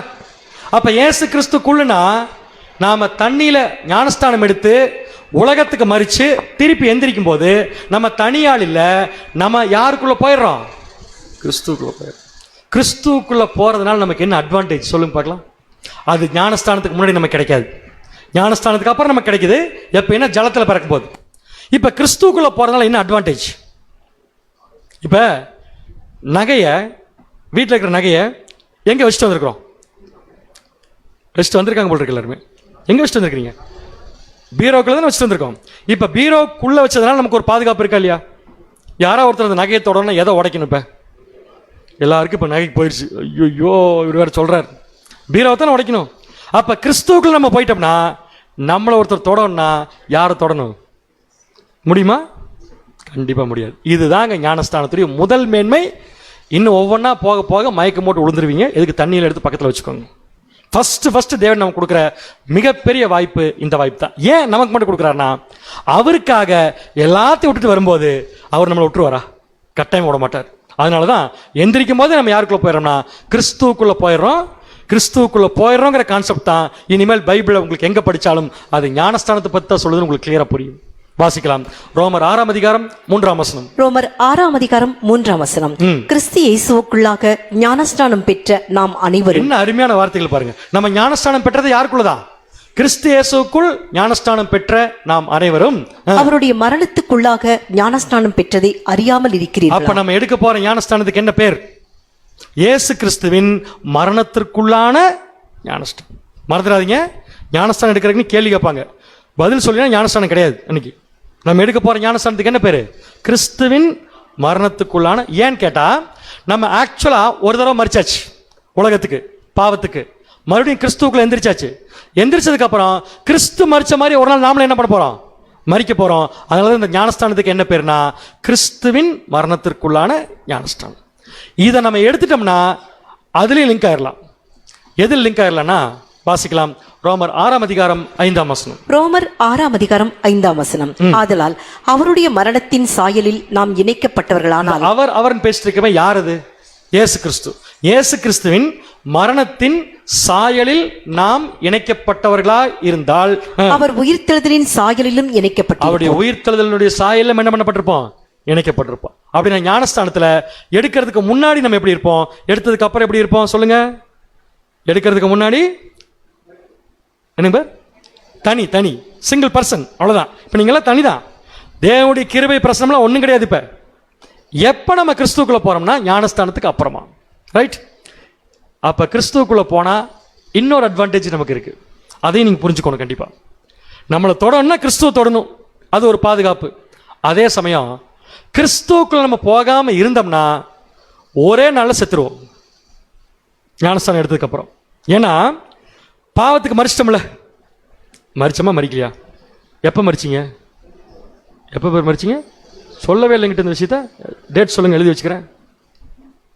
பாவத்துக்கு மறிக்க போறோம்ல, அப்படிதான் கேட்கணும் கேள்வி.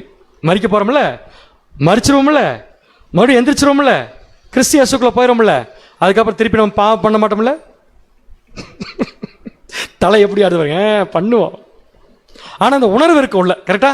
அப்படின்னா பாவம் பண்ண மாட்டேன்னு சொல்லிட்டு எடுத்த ஞானஸ்தானத்தில், ஞானஸ்தானம் எடுத்ததுக்கு அப்புறம் திருப்பி பாவம் பண்ணா தேவனுடைய நீதி அப்பவே நம்மளை கொன்றும்.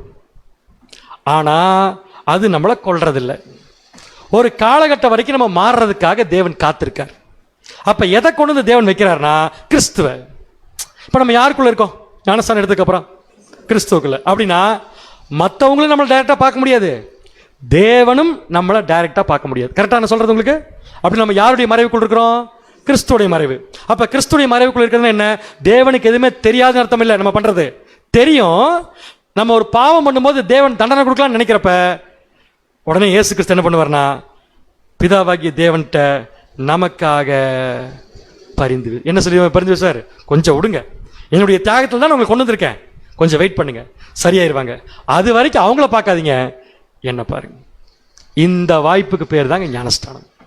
இப்ப இந்த வாய்ப்பு நம்ம யார்கிட்டையும் இல்லை. ஆக்சுவலா நீங்க ஞானஸ்தானம் எடுக்கும்போது இந்த வாய்ப்பை நாம் பெறப்போகிறோம்.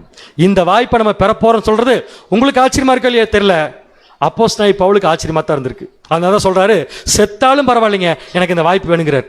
வாசிங்க பிலிப்பியர் 3:10-11. பிலிப்பியர் 3:10-11 இப்படி நான் அவரையும் அவருடைய உயிர்த்தெழுதலின் வல்லமையையும் அவருடைய பாடுகளின் ஐக்கியத்தையும் அறிகிறதற்கும். யாரு அவர்? அவர்கள் யாரு? இப்ப இயேசு கிறிஸ்துடைய பாடுகளின் ஐக்கியத்தை அறிகிறதற்கும் அவருடைய மரணத்திற்கு ஒப்பான மரணத்திற்குள்ளாகி. அதான் ஞானஸ்தானம். புரிஞ்சவங்களுக்கு? அவருடைய மரணத்திற்கு ஒப்பான மரணத்திற்குள்ளாகி.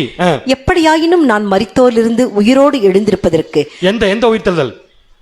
முதலாம் உயிர்த்தெழுதல், ஆவிக்குரிய உயிர்த்தெழுதலில் நான் தகுதியாய் இருக்கும்படிக்கு அவருக்காக எல்லாவற்றையும் நஷ்டமென்று விட்டேன், குப்பையமாக எண்ணுகிறேன். எல்லாவற்றையும் என்ன சொல்லி விட்டேன்?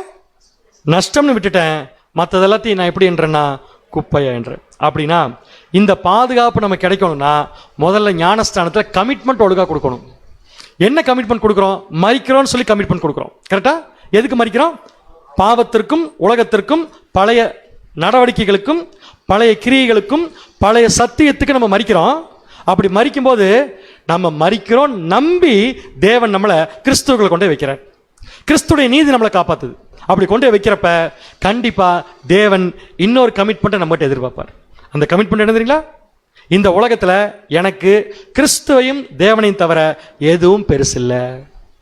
அதுதான் பவுல் சொல்றார். எல்லாவற்றையும் என்னன்னு விட்டேன்? நஷ்டம் என்று விட்டேன், குப்பையுமாக எண்ணுகிறேன். அன்பான சகோதர சகோதரர்களே, இந்த 10 பேத்துக்கு இங்க ஒரு வருஷம் கிளாஸ் எடுக்கிறதுக்கு எத்தனை பேர் ஒர்க் பண்ணியிருக்காங்க தெரியுமா உங்களுக்கு? அப்ப அவங்களுக்கெல்லாம் வீட்டில் வேலை இல்லையா? நீங்க சொல்றத பார்த்து இல்லை போல் இருக்கு. அதான் வந்து எங்களை டார்ச்சர் பண்றீங்கிற மாதிரி இருக்கு. எல்லாருக்கும் வேலை இருக்கு, எல்லாருக்கும் குடும்பம் இருக்கு, எல்லாரும் காலையில் வேலைக்கு போறாங்க, எல்லாரும் வராங்க, எல்லாரும் வேலையை செய்யறாங்க. அப்ப என்ன மனசுல வச்சுட்டு பண்றாங்க? ஒரு சகோதரனுக்கு சத்தியம் போய் சேர்றதுக்காக எனக்கு கொடுத்த வாய்ப்பை என் குடும்பத்துக்காக நான் விட்டு கொடுக்க மாட்டேன், என்னுடைய வேலைக்காக நான் விட்டு கொடுக்க மாட்டேன். அப்ப உங்க வேலையும் குடும்பத்தையும் நீங்க என்ன நினைக்கிறீங்க? குப்பை. அவ்வளவுதான். இதே கண்டிஷன் நம்ம கமிட் பண்ணா மட்டும்தான் நாம் கிறிஸ்துவுக்குள் போக முடியும். இப்ப நீங்க கேட்கலாம், அப்படி கிறிஸ்து ஞானஸ்தானம் எடுக்கிறப்ப கமிட் பண்ணாரா? கேட்குறீங்களா பதில்? கிறிஸ்து ஞானஸ்தானம் எடுக்கும்போது அப்படி கமிட் பண்ணாரா? கமிட் பண்ணார். என்ன கமிட் பண்ணார் தெரியுங்களா? வாசிக்கலாம். எபிரேயர் 10:7. எபிரேயர் 10:7. அப்பொழுது நான், தேவனே உம்முடைய சித்தத்தின்படி செய்ய இதோ வருகிறேன். போதும் போதும் போதும் போதும். அந்த வார்த்தை இப்படி படிச்சா தெரியாது டெப்த். நான் வாசிக்கிறேன் பாருங்க. தேவனை பார்த்து சொல்றாரு, தேவனே உம்முடைய சித்தத்தின்படி செய்ய இதோ வருகிறேன். அப்படின்னா இனிமேல் யாருடைய சித்தத்தை நான் செய்ய மாட்டேன். பதில் வரலையே ஸ்ட்ராங்கா. யாருடைய சித்தத்தை செய்ய மாட்டேன். சித்தம் சொல்றது அது என்ன புரியுது உங்களுக்கு? விருப்பம். அப்ப ஞானஸ்தானம் எடுக்கும்போது, ஜலத்தில் பிறக்கும் போது, பாவத்துக்கு மரிக்கும் போது நம்முடைய சித்தத்தையும் நம்முடைய விருப்பத்தையும் குழி தோண்டி போச்சிடும். அப்படி இல்லாம ஞானஸ்தானம் எடுத்தா அழைக்கப்பட்ட நிலைமையிலிருந்து தெரிந்து கொள்ளப்பட்ட நிலைமைக்கு வரலாம். எங்க போக முடியாது?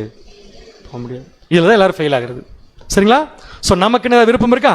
நீங்க வேணா செக் பண்ணி பாருங்க. மீட்டிங் முடிச்சதுக்கு அப்புறம் எங்களை செக் பண்ணி பாருங்க. உங்க ஆம்பிஷன் கேட்டீங்கன்னா யார்கிட்ட இருந்தும் என்ன பதில் வரும்னா கிறிஸ்துவா மாறணும். அவ்வளவுதான். அப்ப உங்களுக்கு மற்றதெல்லாம் பெருசில்லை இல்லை. மற்ற ஏதாவது ஆச்சு என்ன பண்ணுவீங்க? விட்டுருவோம். என்ன விட்டுருவீங்க? குப்பை நினைச்சு விட்டுருவோம். அவ்வளவுதான். இந்த ஒரு விருப்பம் ஒரு 10 சகோதரனுக்கும் 10 சகோதரிக்கு இல்லைன்னா இன்னைக்கு நீங்க உட்கார்ந்து இந்த ஒரு வருஷம் இந்த கிளாஸ் கேட்டிருக்க மாட்டீங்க. இதுதான் தேவனுடைய உண்மையான அன்பு. சரிங்களா? அப்ப இனிமேல் நமக்கு என்ன இல்லை? பயந்து போய் உட்காந்துருக்காங்க. நமக்கு என்ன இல்லை? விருப்பம் இல்லை. இப்ப ஏன் உங்களுக்கு பயமா இருக்குன்னா, வேற என் விருப்பத்தை பூரா நான் விட்டேன்னா அப்புறம் எனக்கு வேணுங்கிறத யார் செய்வா? நான் உங்ககிட்ட இப்போ ஒரு கேள்வி கேட்கிறேன். உங்களுக்கு வேணுங்கிறத நீங்க செய்யறத விட தேவன் சூப்பரா செய்வாரா? இன்னும் புரியுற மாதிரி கேட்குமா? உங்களை நீங்க பார்த்துக்கிட்டா அருமையா இருப்பீங்களா? உங்களை தேவன் பார்த்துட்டா அருமையா இருப்பீங்களா? அப்ப நம்ம பண்ண வேண்டியது என்ன? தேவன் பார்த்துக்கிற மாதிரி நாம நம்மளை பார்த்துக்க முடியாது.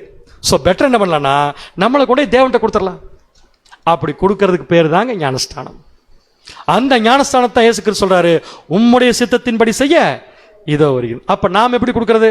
நம்ம கொடுக்கறத பார்த்தா ஒவ்வொரு சப்ஜெக்ட்லையும் படிக்கிறோம். எப்படி கொடுக்கறதுன்ட்டு ஜீவ பலியாக ஒப்பு கொடுக்கணும். வாசிங்க ரோமர் 12:1. ரோமர் 12:1. அப்படி இருக்க சகோதரரே, நீங்கள் உங்கள் சரீரங்களை பரிசுத்தமும் தேவனுக்கு பிரியமுமான ஜீவ பலியாக ஒப்புக் கொடுக்க வேண்டும் என்று தேவனுடைய இரக்கங்களை முன்னிட்டு உங்களை வேண்டிக் கொள்கிறேன். போதும். பிராக்டிகல் எக்ஸாம்பிள் சொல்றதுக்கு, ஏன்னா நம்ம அடுத்து செய்ய போறோம் அப்படின்னு நமக்கு புரியுது. இந்த வசனத்தை பல சந்தர்ப்பத்தில் படிச்சிருக்கிறோம். எல்லா சந்தர்ப்பத்திலையும் ஜீவ பலின்னு படிச்சுட்டு போயிருப்போம். இப்ப ஜீவ பலியை பிராக்டிகலா சொல்றேன். பேப்டிசம் எடுத்தாச்சு, அழைக்கப்பட்ட நிலைமையிலிருந்து தெரிந்து கொள்ளப்பட்ட நிலைமைக்கு வந்தாச்சு. இப்ப அடுத்தது நமக்குன்னு சொந்தமா எந்த விருப்பம் இல்ல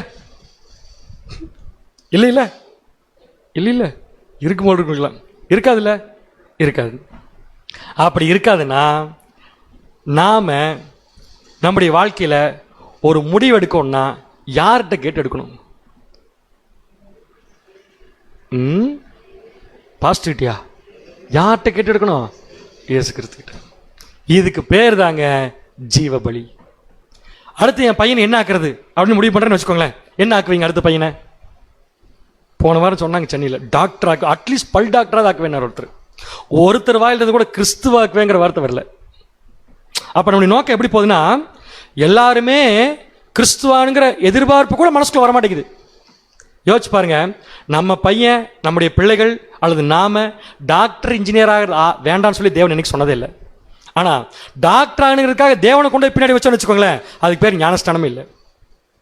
இங்க இந்த கிளாஸ் நடக்கிறதுக்கு எத்தனை பேர் அவங்க தேவனை முன்னாடி வச்சுட்டு தங்களை பின்னாடி வச்சிருக்காங்கன்னு யோசிச்சு பாருங்க. இன்னும் நடந்துட்டு தான் இருக்குது, இன்னும் நடக்க தான் போகுது. கோயம்புத்தூரில் நடக்க தான் போகுது, நீங்களும் பார்க்க தான் போறீங்க. அடுத்த வாரம் மதுரையில் நடக்க போகுது இதே கிளாஸ், ஆரம்பிக்க போகுது ஒரு கிளாஸ். பெதர் கூட தெரியும், ஒரு முக்கியமான பிரபலமான ஹோட்டல் ஆரம்பிக்கிறாங்க கிளாஸ். அந்த ஹோட்டலுக்கு ஒரு நாள் வாடகை ஞாயிற்றுக்கிழமை 10,000 ரூபாய். ஸோ 10,000 இன்ட்டு ஒரு 60 வாரம் கணக்கு போட்டு எவ்வளோன்னு சொல்லுங்க. அமௌண்ட் எனக்கு கால்குலேட்டர் எடுத்து போடுறீங்களா? பார், 6 லட்சம். 6 லட்சம் ரூபா வாடகையா நம்முடைய வீட்டுக்கு கூட நம்ம கொடுக்க மாட்டோம். ஆனால் சகோதரர்கள் கொடுப்பாங்க. எந்த அடிப்படையில் தெரியுமா? எல்லாத்தையும் தூக்கி ஓரமாவை, நமக்கு தேவை இனிமேல் நம்முடைய நோக்கம் இல்லை, தேவனுடைய சித்தம் தான்.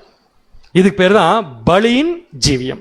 ஸோ இந்த பலியின் ஜீவம் யார் செய்ய வராங்களோ அவங்களுக்கு தேவன் கொடுக்குற இன்னொரு முக்கியமான விஷயம் என்ன, அந்த பீப்புள், அந்த சகோதர சகோதரிகிட்ட மட்டும் தேவன் வந்து என்ன பண்றாராமா, ஒரு உடன்படிக்கை போடுறாராமா. அந்த உடன்படிக்கைக்கு பேர் தான் ஆக்சுவலா ஞானஸ்தானமே. 25ஆம் சங்கீதம் 14ஆம் வசனம். 25ஆம் சங்கீதம் 14ஆம் வசனம். கர்த்தருடைய ரகசியம் அவருக்கு பயந்தவர்களிடத்தில் இருக்கிறது. யாருகிட்ட இருக்குதாமா? பயந்தவர்களிடத்தில் இருக்குது. ரகசியமா இருக்குதாமா. அந்த ரகசியம் என்னன்னு சொல்லி பாத்தீங்கன்னா, அவர்களுக்கு தம்முடைய உடன்படிக்கையை தெரியப்படுத்துவார். தேவனுக்கும் கிறிஸ்துவுக்கு பயந்து இருக்காங்களோ அவங்களுக்கு மாத்திரம் தேவன் அவருடைய உடன்படிக்கையே தெரியப்படுத்துவார். அந்த உடன்படிக்கைக்கு பேர் தான் ஞானஸ்தானம். அப்ப ஞானஸ்தானம் ஒரு உடன்படிக்கை. உடன்படிக்கைனா உலக பிரகாரமா என்ன வார்த்தை சொல்லலாம்? நம்ம உடன்படிக்கை என்ன சொல்லலாம்? நம்ம அக்ரிமெண்ட். அக்ரிமெண்ட் போடுறதுக்கு எத்தனை பேர் வேணும்? மினிமம் 2 பேர். போடுறவர் கொடுக்கிறவர். கரெக்டான அதான் அக்ரிமெண்ட். அப்ப ஒரு சைடு நாம, இன்னொரு சைடு யாரு? தேவன். நடுவில் யார் நமக்காக? இயேசு கிறிஸ்து. இவ்வளவுதான். தேவன், இயேசு கிறிஸ்து, நாம. இந்த 3 பேர் சேர்ந்து போடுற உடன்படிக்கை எந்த அடிப்படையில் போடப்படுதுன்னு சொல்லி பார்த்தீங்கன்னா, நம்ம சைடுல இருந்து நம்ம சொல்றோம், ஜீவ பலியா எங்களை நாங்கள் என்ன பண்றோம்? ஒப்பு கொடுக்கிறோம் அப்படின்னு சொன்ன உடனே தேவன் நம்மளை என்ன சொல்லி தெரியுமா கூப்பிடுறாரு? 50ஆம் சங்கீதம் 5ஆம் வசனம். 50ஆம் சங்கீதம் 5ஆம் வசனம். பலியினாலே என்னோடு உடன்படிக்கை பண்ணின என்னுடைய பரிசுத்தவான்களை என்னிடத்தில் கூட்டுங்கள் என்பார். புரிஞ்ச வசனம் உங்களுக்கு? எதனால் உடன்படிக்கை பண்ணவர்கள்? எந்த பலியினால்? ஆட்டுக்குட்டி வெள்ளாட்டுக்கடா பலியில் இல்ல, நம்முடைய ஜீவ பலி. இப்பதான் படிச்சோம், நம்முடைய விருப்பத்தை விட்டு கொடுக்கிறது. அந்த பலினால உடன்படிக்கை தேவன்கிட்ட பண்றவங்களுக்கு என்ன பேராமா? பைபிள் சொல்லுது. என்ன பேராமா? என்ன பேராமா? நம்ம இத்தனை நாள் யார் யாரெல்லாம் பரிசுத்தவான் கூப்பிட்டு இருந்தோம்? White shirt. போன வாரம் ஞாயிற்றுக்கிழமை சென்னையில் ஆன்டி கிரைஸ்ட் சப்ஜெக்ட். முன்னாடி ஒரு 10 பேர் எல்லாம் வெள்ளை சட்டை, எல்லாம் கிளியரா தெரியும் யாருன்றது. இங்க கேட்டு போய் இன்னொரு பக்கம் பிரசங்கம் பண்றதுக்கு வந்திருக்காங்க. உட்கார முடியல அவங்களால சப்ஜெக்ட் கேட்டு. ஒரு கடைசியாக நான் உங்களுக்கு சொல்றேன், அதாவது அடுத்த வாரம் சொல்றேன் இந்த இன்ஃபர்மேஷனை. கடைசி ஒரு சம்பவம் நடந்துச்சு, அது என்னங்கிறது உங்களுக்கு அடுத்த வாரம் கவுன்சிலிங் கிளாஸ்ல ஷேர் பண்றேன். இப்போ வேண்டாம், டைம் போயிருக்கு. ஸோ எதுக்காக சொல்ல வரேன்னா, இந்த மாதிரி இருக்கவங்களுக்கு தான் பைபிளில் பேர் சொல்றார் தேவன், அவர்கள் பரிசுத்தவான்கள். கேட்டுங்களா பேர்? அப்ப பரிசுத்தவான்கிற பேரு நமக்கு எப்ப வருதுன்னு சொல்லி பார்த்தீங்கன்னா, நாம் நம்முடைய வாழ்க்கையை தண்ணியில ஜலத்துல மறிச்சு எந்திரிக்கும் போது மட்டும்தான் இந்த வார்த்தையை தேவன் நமக்கு கொடுக்கிறார். கொடுக்கிறது மட்டும் இல்ல, இயேசு கிறிஸ்தையும் சேர்த்து நமக்கு கொடுக்கிறார். கலாத்தியர் 3ஆம் அதிகாரம் 27ஆம் வசனம். கலாத்தியர் 3ஆம் அதிகாரம் 27ஆம் வசனம். ஏனெனில் உங்களில் கிறிஸ்துவுக்குள்ளாக ஞானஸ்நானம் பெற்றவர்கள் எத்தனை பேரோ. யாருக்குள்ளாக ஞானஸ்நானம் பெற்றவர்கள்? கிறிஸ்துவுக்குள்ளாக. இது புரிஞ்சவங்களுக்கு எந்த ஞானஸ்நானம் பெற்றவர்கள் எத்தனை பேரோ அத்தனை பேரும் கிறிஸ்துவை தரித்துக் கொண்டீர்களே. அத்தனை பேருக்கும் தேவன் யாரை கொடுத்திருக்காருன்னா, கிறிஸ்துவை தரித்துக் கொண்டு. அப்ப நம்மள ஒருத்தர் தொடணும்னா யாரை தொடணும்? கிறிஸ்துவ. அடுத்த கேள்வி கேட்கட்டுமா உங்களுக்கு? தெளிவா பதில் சொல்லிட்டீங்களா? நம்மள ஒருத்தர் தொடணும்னா யாரை முதல்ல தொடணும்? பதில் வரல ஸ்ட்ராங்கா. இயேசு கிறிஸ்துவ தொடணும். இயேசு கிறிஸ்துவ தொடணும்னா யார் தொடணும்? சொல்றீங்க யார் தொடணும் தெரியுமா? அப்ப நம்ம ஜீவன் எங்க இருக்குது? தேவனுக்குள்ள கிறிஸ்து, கிறிஸ்துவுக்குள்ள நாம. 2 பேரை தாண்டி இந்த உலகத்தில் ஒரு தூசி துரும்பு கூட நம்மளை தொட முடியாது. இந்த பாதுகாப்பு அஷ்யோர்டு நமக்கு எப்பைனா ஞானஸ்தானம் ஒழுங்கா எடுத்தா. வாசிங்க கொலேசியர் 3ஆம் அதிகாரம் 3ஆம் வசனம். கொலேசியர் 3ஆம் அதிகாரம் 3ஆம் வசனம். ஏனென்றால் நீங்கள் மரித்தீர்கள். என்ன பண்ணீங்க? எப்ப மரிச்சிட்டீங்களா? இனிமேல் தான் மரிக்க போறீங்களா? மரிக்கிற நாளுக்கு என்ன தெரியுமா பேர்? டெத் டேன்னு பேரு. உங்களுடைய டெத் டே என்னன்னு இப்ப சொல்ற, நோட் பண்ணிக்கோங்க. மே மாசம் 14ஆம் தேதி சாக போறீங்க. சந்தோஷத்தையே காணுமே.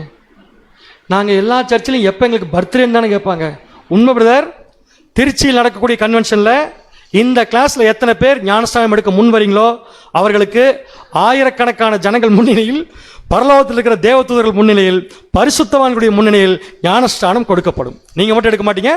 எல்லா ஊர்ல இருந்து இந்த மாதிரி கிளாஸ் கேட்டிருக்க எல்லாருமே அன்னைக்கு ஞானஸ்தானம் எடுப்பாங்க. அதுக்கு நாங்க எப்படி போய் திருச்சிக்கு வரதான்னு கேட்குறீங்க. நீங்க எத்தனை பேர் ஞானஸ்தானம் எடுக்க போறீங்கன்னு ஒரு விசுவாசத்துல ஏற்கனவே எங்க கூட சேர்த்து உங்களுக்கும் கோயம்புத்தூர்ல இருந்து ட்ரெயின்ல டிக்கெட் புக் பண்ணிட்டோம்.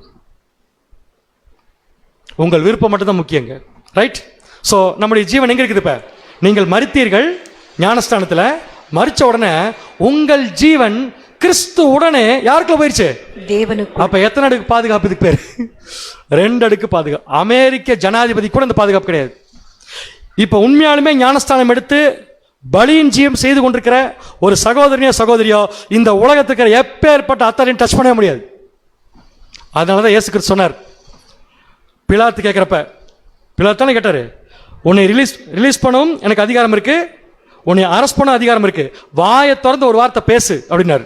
இயேசு கிறிஸ்து சொன்னாராமா, நீ ரிலீஸ் பண்றது? பரத்திலிருந்து பர்மிஷன் வராம உன்னால என்னை ஒண்ணும் பண்ண முடியாது. எங்க வேணாலும் போய் நிக்கலாம், எப்பன்னா ஒழுங்கா உடன்படிக்கையின்படி வாழ்ந்தா. சரிங்களா? சோ இந்த பாதுகாப்பு நமக்கு கிடைக்குது. கிடைச்சிருச்சுன்னா அந்த பாதுகாப்பு எப்படி இருக்குங்கிறத உங்க கண்ணையும் உங்க கையை வச்சே சொல்லிடலாம். உங்க கண்ணையும் உங்க கையை வச்சே சொல்லிடலாம். எப்படி சொல்லலாம்?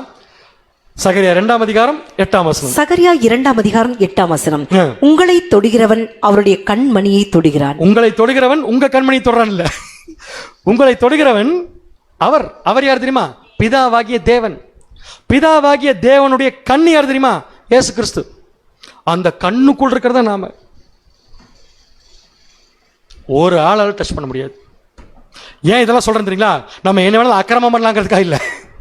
நம்முடைய வாழ்க்கை பலியின் ஜீவியமாக மாறும்போது தேவன் கிட்ட பர்மிஷன் வாங்காம ஒரு நஷ்டமும் நமக்கு வராது, ஒரு லாபமும் நமக்கு வராது, ஒரு தூசி துரும்பு கூட நம்ம மேல படாது. அதுக்கப்புறம் நம்முடைய உலக பிரகாரமான வாழ்க்கையில கூட எது நடந்தாலும் அது தேவன் அனுமதிச்சா மட்டும்தான் நடக்கும். இதை நீங்கள் கட்டாயமாக உணர்வீர்கள். ஸோ அவருக்காக எல்லாத்தையும் விட்டு வர நம்மளை தேவனும் கிறிஸ்துவ சும்மா விட்டுருவாங்களா? கண்டிப்பாக விட மாட்டாங்க. ஆனா தேவனும் கிறிஸ்துவ சேர்ந்து நம்மளை தாங்கிறதுக்கு சில சோதனைகள் கண்டிப்பா என்ன பண்ணுவாங்க? கொடுப்பாங்க. அந்த சோதனையில பேப்டிசம் எடுக்கிறதுக்கு முன்னாடி உளுந்த மாதிரி உளுந்துட கூடாது. அதுக்காகத்தான் ஞானஸ்தானத்தின் தாற்பயம் கிறிஸ்துவுக்குள்ள என்ன சொல்லுதுன்னு பார்த்தீங்கன்னா, எடுக்கிறதுக்கு முன்னாடி நான் கிறிஸ்துவுக்கு வெளியே, எடுத்ததுக்கு அப்புறம் கிறிஸ்துவுக்கு உள்ள. கிறிஸ்து எங்க இருக்காருன்னா எப்பவுமே தேவனுக்கு உள்ள. ரைட்? இந்த எக்ஸாம்பிள் ஆசரிப்பு கூடாரத்துக்குள்ள இருக்கா? இப்போ நான் சொன்ன இந்த கான்செப்ட் ஆசரிப்பு கூடாரத்துக்குள்ள இருக்குதா? நீங்க எல்லாம் பார்க்கறத பார்த்தா ஆசரிப்பு கூடாரம்னு ஒன்று இருக்கா?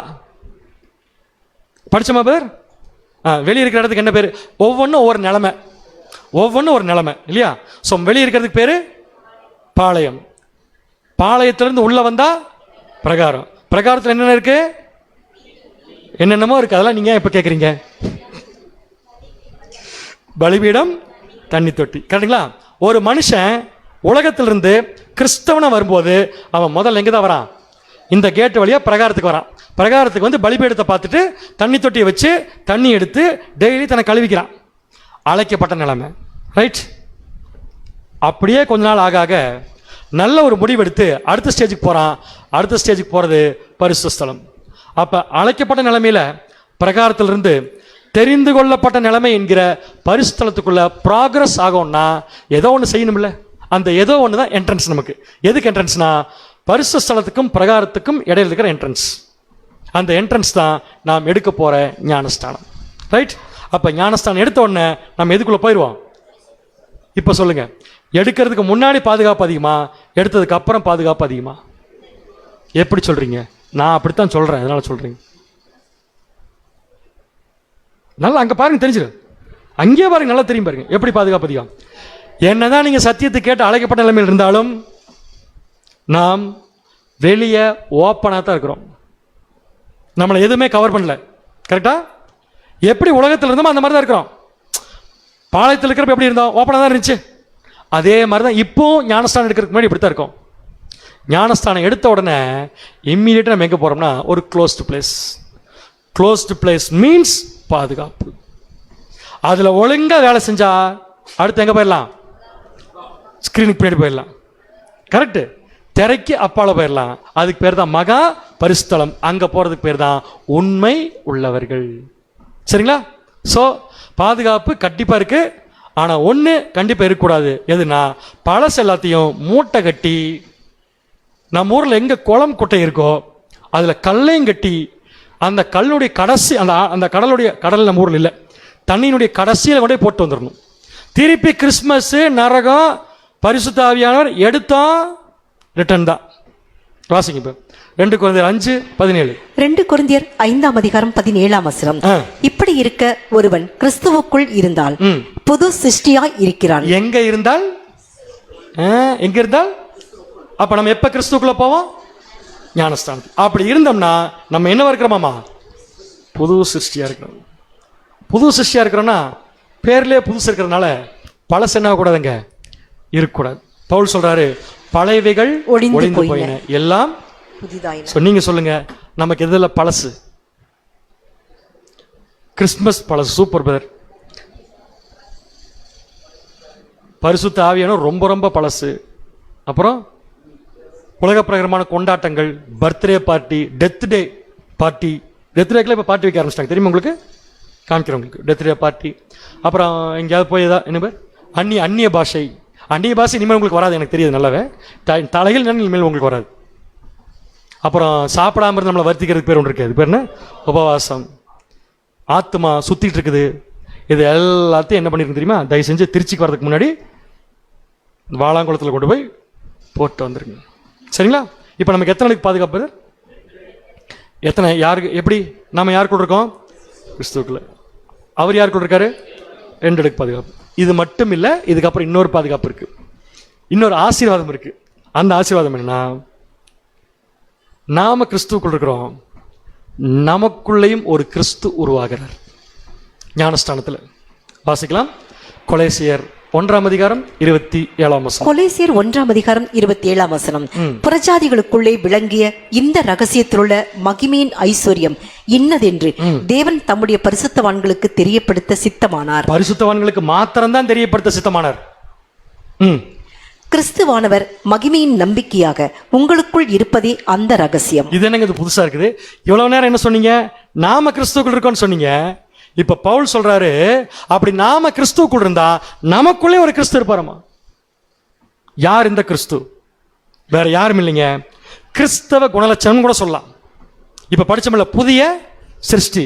இந்த புதிய சிருஷ்டியானது நம்ம ஞானஸ்தானம் எடுக்கும்போது ஒரு சின்ன கருவா, ஒரு தாயின் வயிற்றுல குழந்தை எடுத்தோன்னே உருவாகாது, ஒரு கரு, அந்த கரு மாதிரி உருவாகுது.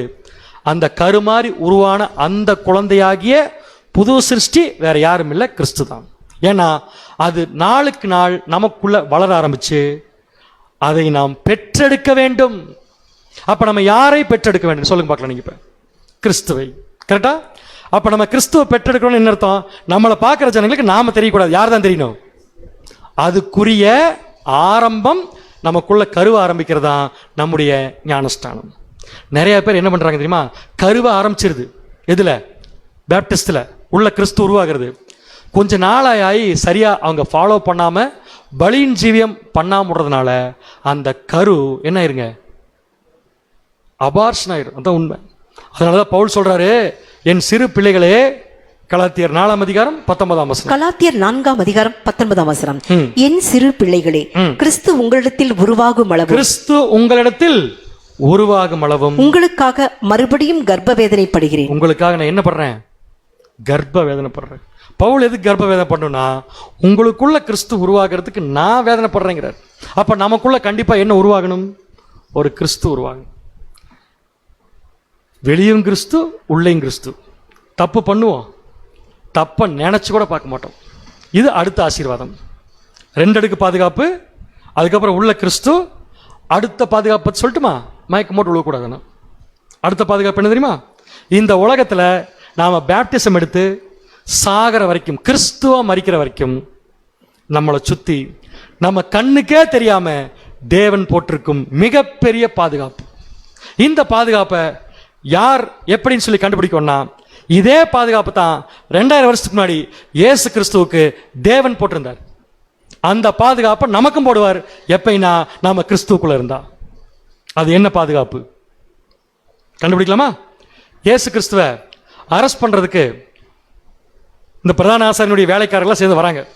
வரும்போது பேதுரு கையில் வேறு தெரியாம பட்டயத்தை வேற கொடுத்துட்டார். பேதுரு என்ன பண்ணாரு? பட்டயத்தை எடுத்து ஒரே போடு. மல்கூஸ் காதை என்ன பண்ணிட்டாரு? வெட்டிட்டார். என்ன நினைச்சு வெட்டினார் தெரியுமா? இயேசு கிறிஸ்துவ நான் காப்பாற்ற போறேன்னு நினைச்சு வெட்டினார். இயேசு கிறிஸ்து பேதுரு இந்த பக்கம் நிக்க சொல்லிட்டு கீழே விழுந்த காதையும் எடுத்து காதை வெட்டினவனுக்கு ஒட்ட வச்சு விட்டு பேதுரு பார்த்து சொல்றாரு, தம்பி நான் வெட்ட வரல, ஒட்ட வைக்க வந்திருக்கிறேன், நீ வேலையை மாத்தி பண்ணாது. அப்ப எப்படி ஆண்டவர் உங்களை காப்பாத்துறது அப்படின்னு கேட்கறத சொன்னாரு. என்னை காப்பாத்தோன்னு இப்ப நான் நினைச்சேன்னா எங்க அப்பாட்ட இப்ப நான் கேட்டேன்னா லேகி வாங்கி தருவாரா? மத்தேயு 26:53. மத்தேயு 26:53. நான் இப்பொழுது என் பிதாவை வேண்டிக் கொண்டால், இந்த செகண்ட் நான் என் பிதாவை வேண்டிக் கொண்டால், அவர் 12 லேகியோனுக்கு அதிகமான தூதரை என்னிடத்தில் அனுப்ப மாட்டார் என்று நினைக்கிறாயா? அப்படின்னா 12 லேகியோன் தூதர்கள் யாருக்காக போடப்பட்டிருக்காங்க? தூதர்கள், கண்ணுக்கே தெரியாதது. அவங்களுடைய பாதுகாப்பு இயேசு கிறிஸ்துவுக்கு போடப்பட்டிருக்கு. அப்ப இயேசு கிறிஸ்துக்கு 12 லேகியோன்னா நமக்கு எத்தனை லேகியோன் தான்? 12 தான். ஏன்னா நம்ம யாருக்குள்ள இருக்கோம்? இப்ப சொல்ல மாட்டேங்கிறீங்களே, நமக்குள்ள யார் இருக்கா? அப்ப நமக்கு டபுள் தான் எல்லாமே. சரி 12 நிறுத்திக்கலாம், ஏன்னா இதுக்கே தாங்க முடியாது. 12 லேகியோன்னா எத்தனை பேருங்க பேர்? எத்தனை தூதர்கள் பேர்? 12 தூதர்களா? இல்ல, ஒரு லேகியோன்னா 6000 பேர். ஏன்னா பெட்டாலியன், இது லேகியோன்னா பெட்டாலியன். நம்ம ஆர்மியில படிக்கிறோம்ல பெட்டாலியன், ஒரு பெட்டாலியனுக்கு 6000 பேர். அப்ப 12 லேகியோன்னா எத்தனை பேருங்க பேர்? அப்ப இயேசு கிறிஸ்துவை சுத்தி 72,000 தேவதூதர்கள் தேவனால் கண்காணிக்க போடப்பட்டிருக்காங்கன்னா கண்டிப்பா அந்த தேவதூதர்கள் யாருக்கு இருக்கப்ப நமக்கு இருக்காங்க. இப்ப சொல்லுங்க, ஞானஸ்தானம் எடுத்த அந்த செகண்ட் தேவன் அவருடைய பாதுகாப்பாகிய தேவதூதர்களை நமக்கு போடுறார். தெரியுங்களா? இப்ப நம்ம மூவ் ஆகிறப்பெல்லாம் யாரும் சேர்ந்து மூவ் ஆவா? இப்ப பழைய காலத்தில் ராஜாக்களுக்கெல்லாம் பாதுகாப்பு தரதுக்கு என்ன பண்ணுவாங்கன்னா கோட்டைக்குள்ள போய் போந்துக்குவாங்க, எதிரிகள் அட்டாக் பண்ணாம இருக்க. நம்முடைய கோட்டை எப்படி தெரியுங்களா? நம்முடைய கோட்டை எப்படி தெரியுமா? நம்ம எங்க போனாலும் நம்முடைய கோட்டை சேர்ந்தே வரும் நம்ம கூட.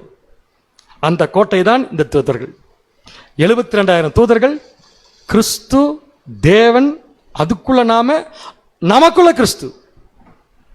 உலகத்திலேயே மற்ற ஜனங்களுக்கு தெரியாத மிக மிக ஆசீர்வதிக்கப்பட்ட பிள்ளைகள் யாருன்னு பார்த்தீங்கன்னா உண்மையாலுமே தேவனோடு இந்த உடன்படிக்கை எடுத்த பிள்ளைகள் தான். இது உங்களுக்கு நான் ப்ரூவ் பண்ணட்டுமா? இப்படி பாதுகாப்பு இருந்துச்சுன்னா ஊரே அழிஞ்சாலும் நம்ம அழிய மாட்டோம். அதை உங்களுக்கு நான் ப்ரூவ் பண்றேன். இப்ப இந்த பாதுகாப்பு நமக்கு கிடைச்சிருச்சுன்னா தேவன் பர்மிஷன் கொடுக்காம கோயமுத்தூர் அழிஞ்சாலும் நம்ம மேல துரும்பு கூட படாது. நம்புறீங்களா? நீங்க நம்புறீங்க? என்ன சொல்லி தான் ஆகணும். இப்ப இல்லாட்டி விட மாட்டீங்க வீட்டுக்கு. நம்புறதுக்கு உங்களுக்கு ஒரு எக்ஸாம்பிள் காமிக்கிறேன். பழைய ஏற்பாட்டில் ஞானஸ்தானம் இருந்துச்சா? புதுசாக வந்த சகோதரர்களுக்கு வழி கொடுக்கும்படியாக அன்புடன் கேட்டுக்கொள்கிறோம். பழைய ஏற்பாட்டில் ஞானஸ்தானம் இருந்துச்சா? இல்லை. தெளிவாக முடிவு பண்ணுங்க, அப்புறம் போல அடுத்த பாயிண்ட் போலாம். இருந்துச்சா இல்லையா? சரி, இருந்துச்சா இல்லையான்னு பார்த்தலாமா? உங்களுக்கு இவங்களுக்கு தெரியுமா? நம்ம நோவா ஃபேமிலி, பவுல் ஃபேமிலி இல்லைங்க பேர், நோவா ஃபேமிலி. நோவாவுடைய குடும்பத்தில் மொத்தம் எத்தனை பேர் இருந்தாங்க? எத்தனையோ பேர் இருந்தாங்க. ஆனால் தேவனுக்கு கீழ்ப்படிஞ்சவங்க எத்தனை பேருங்க? 8 பேர். முதலாம் உலகம் முற்றிலும் அழிக்கப்பட்டுச்சு, கரெக்ட்?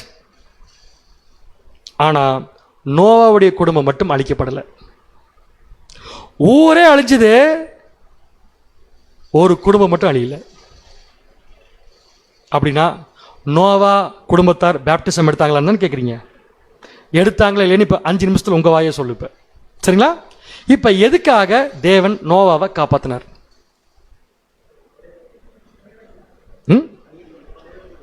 அவர்கிட்ட போய் கேட்டலாமா, தேவனே ஏன் நோவாவை காப்பாற்றினீங்கன்னா அதுக்கு காரணம் நோவாவுடைய வம்சம் தான்ட்டார். சரி, நோவாவுடைய வம்சம் என்ன சொல்லுங்கன்னு கேட்டா அவர் வம்சத்தை சொல்லாமல் கேரக்டர் சொல்றாருங்க. ஆதியாகமம் 6ஆம் அதிகாரம் 8-9. ஆதியாகமம் 6ஆம் அதிகாரம் 8-9 வசனங்கள். நோவாவுக்கோ கர்த்தருடைய கண்களில் கிருபை கிடைத்தது, அதனால தப்பிச்சு வந்தார். 2ஆம் உலகத்துக்கு வந்தார். முதலாம் உலகத்துல இருந்து 2ஆம் உலகத்துக்கு வந்த ஒரே குடும்பம் இந்த குடும்பம் தான். நோவாவின் வம்ச வரலாறு. சரி, உங்க வம்ச வரலாறு சொல்லுங்க. யார் ஒருத்தர் என்ன சொல்லுங்க வம்ச வரலாறு சொல்ல சொன்னா? நம்முடைய அப்பா பேர், அப்புறம் அந்த தாத்தா பேர்ல ஒரு பெருமை பேர் இருக்கும், ஜாதி பேர் இருக்கும், அதுல அது அப்படி சொல்லுவோம் அவருன்னு. இதான வம்சம். இந்த வம்சம் பாருங்க, என்ன வம்சம் பாருங்க. இது நோவாவுடைய வம்ச வரலாறு என்னன்னா, நோவா தன் காலத்தில் இருந்தவர்களுக்குள்ளே நீதிமானும் உத்தமனுமாய் இருந்தான். அப்ப தேவனுக்கு நோவாவுடைய வம்சம் என்னன்னு தெரியல, ஆனா நோவாவுடைய கேரக்டர் என்னன்னு தெரிஞ்சிருக்கு பாருங்க தேவனுக்கு. அப்படின்னா நோவா வம்சத்தை பெருசா பார்த்தாரா, கேரக்டரை பெருசா பார்த்தாரா? கேரக்டர். அதை தேவன் வம்சமாக்கிட்டார். தன் காலத்தில் இருந்தவர்களுக்குள்ளே என்ன வந்தாராமா? நீதிமானும். அதைத்தான் பேர் இப்ப நம்ம பண்ண போறோம். ஞானஸ்தானம் எடுக்கும் போது நம்ம என்ன ஆக போறோம்னா கிறிஸ்துவுக்குள்ள போகும்போது நீதிமான் ஆக்கப்பட்ட நிலைமைக்குள்ள போக போறோம். கிறிஸ்துவே வராத காலத்துல ஒரு குடும்பம் இத்தனை சப்ஜெக்ட் கேட்காம தேவனுக்கு உண்மையா இருந்துச்சுன்னா உலகமே அழிஞ்சாலும் தேவன் அந்த குடும்பத்தை விட்டுருவாரா?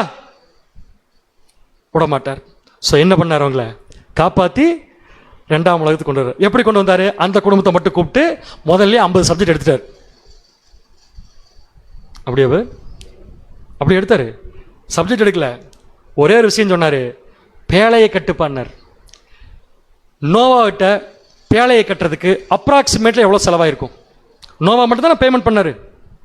ஓ, நீங்கள் யோசிக்கிறத பார்த்தா நீங்கள் எதோ கொடுத்துருப்பீங்க போடுற கான்ட்ரிபியூஷன். நோவா மட்டும்தான். ஆனால் பேழையை கட்டினது உலக ஜனங்கள் பூரா. அப்போ அந்த உலகத்தில் இருந்த ஜனங்கள் பூரா பேழையை கட்டுறாங்கன்னா ஏறக்குறைய 120 வருஷம். 120 கொஞ்சம் கம்மி, 100 வருஷம் ஒரு ஊருக்கே சம்பளம் கொடுத்துருக்கார். எப்பேற்பட்ட பணக்காரர் நோவா இருந்திருப்பார் இந்த உலகத்தில்.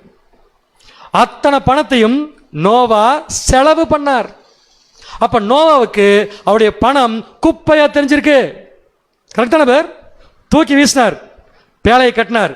எதை தூக்கி வீசினாரோ அதன் மூலம் சம்பாதிச்ச பேழை தான் அவர் காப்பாச்சு.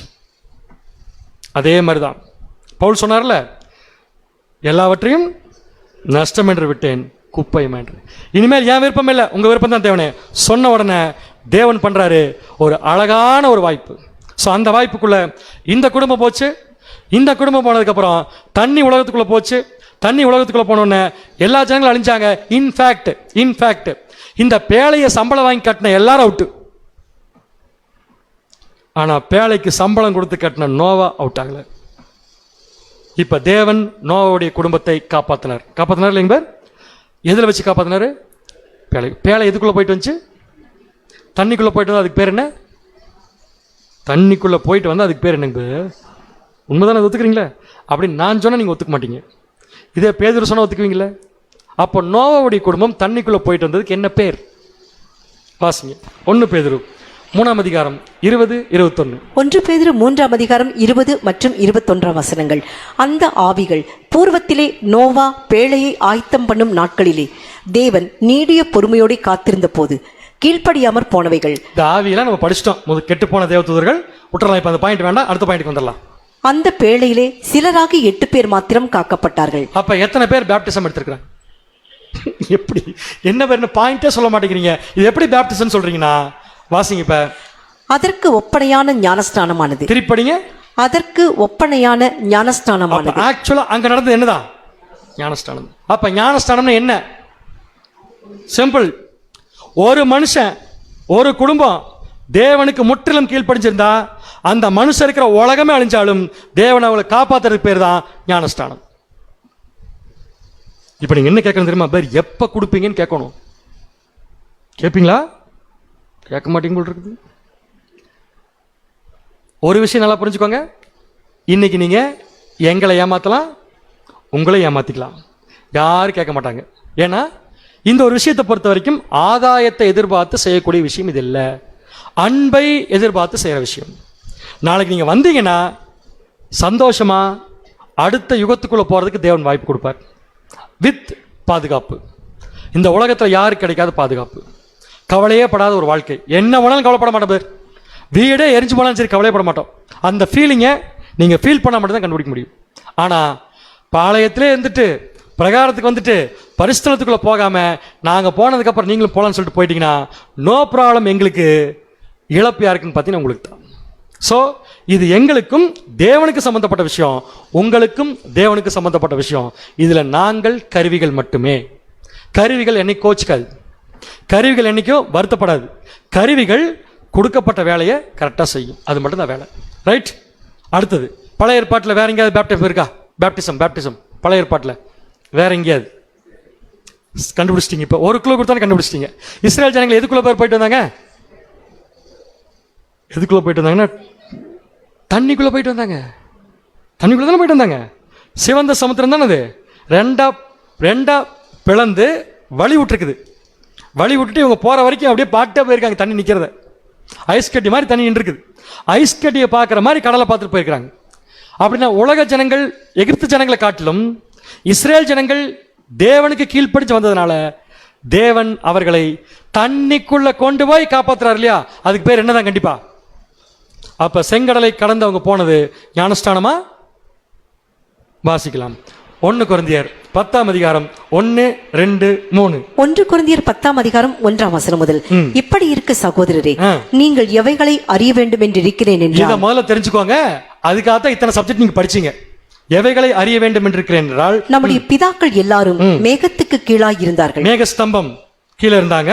எல்லாரும் சமுத்திரத்தின் வழியாய் நடந்து வந்தார்கள். சமுத்திரத்தின் வழியாய் நடந்து வந்தார்கள். சூப்பர் பாயிண்ட்ங்க. எவ்வளவு ஈஸியா படிச்சு போயிட்டோம் பாருங்க. எதன் வழியா நடந்து வந்தாங்க?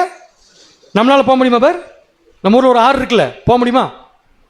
ஒரு ஊர்ல சொன்னாங்க போவோம். எப்படி போவீங்க? கடல் மேல பிரிட்ஜ் கட்டுங்க, நாங்க அது மேல நடந்து போக முடியும். பிரிட்ஜே கட்டாம நடந்து போயிருக்காங்க ஜனங்க.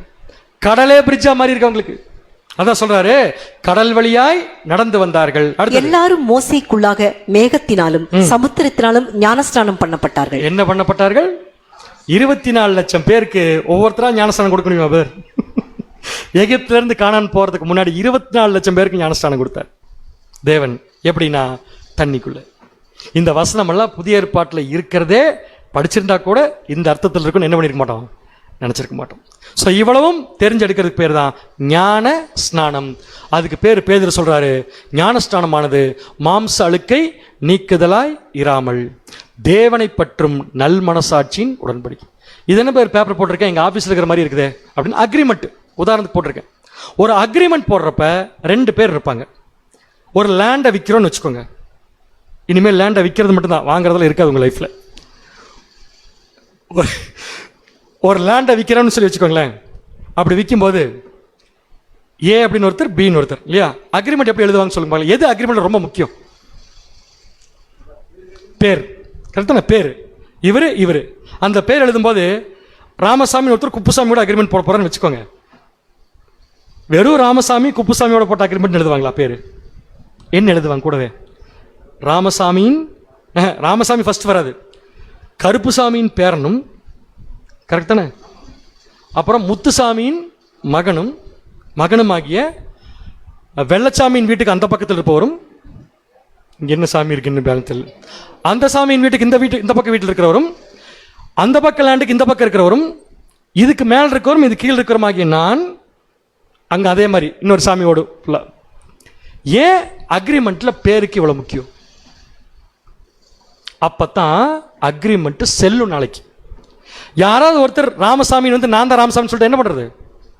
அப்போ ஒரு அக்ரிமெண்ட்டுக்கு பின்னாடி பிரச்சனை வரக்கூடாதுன்னா எது முக்கியம்னா யார் போடுறாங்க, யார் போட்டிருக்காங்கிறது ரொம்ப முக்கியம். கரெக்டுங்களா? அப்ப ஞானஸ்தானம் நம்ம ஏற்கனவே எடுத்திருக்கோம் நீங்க நினைச்சிருந்தீங்கன்னா அதுக்கு பேர் உடன்படிக்கை. நீங்க ஒத்துக்கிறது உண்மைனா நீங்க ஒரு சைடுல இருந்து யார்கிட்ட உடன்படிக்கை போட்டீங்க அதுக்கு மட்டும் பதில் சொல்லிருங்க. நீங்க செஞ்ச ஞானஸ்தானம் கரெக்ட்னு சொல்லிட்டு நான் போயிடுவேன். ஆப்ஷன் கொடுக்குறேன். நீங்க தேவன் கிட்ட உடன்படிக்கை எடுத்தீங்களா, இயேசு கிறிஸ்து கிட்ட எடுத்தீங்களா?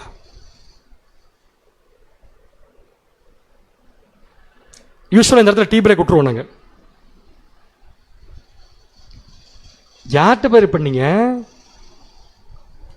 இப்ப பதில் வரலன்னு என்ன அர்த்தம்?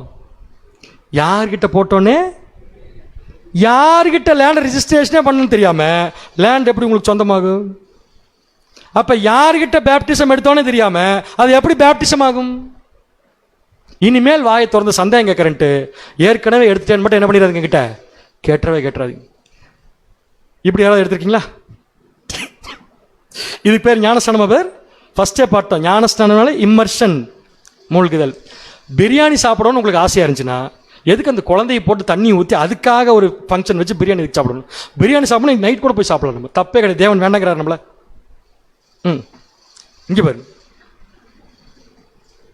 இந்த குழந்தை பெருசானதுக்கு அப்புறம் அவங்க அப்பா அம்மா கண்டபடி திட்டும் இந்த சப்ஜெக்ட் மட்டும் கேட்டுருச்சுன்னா.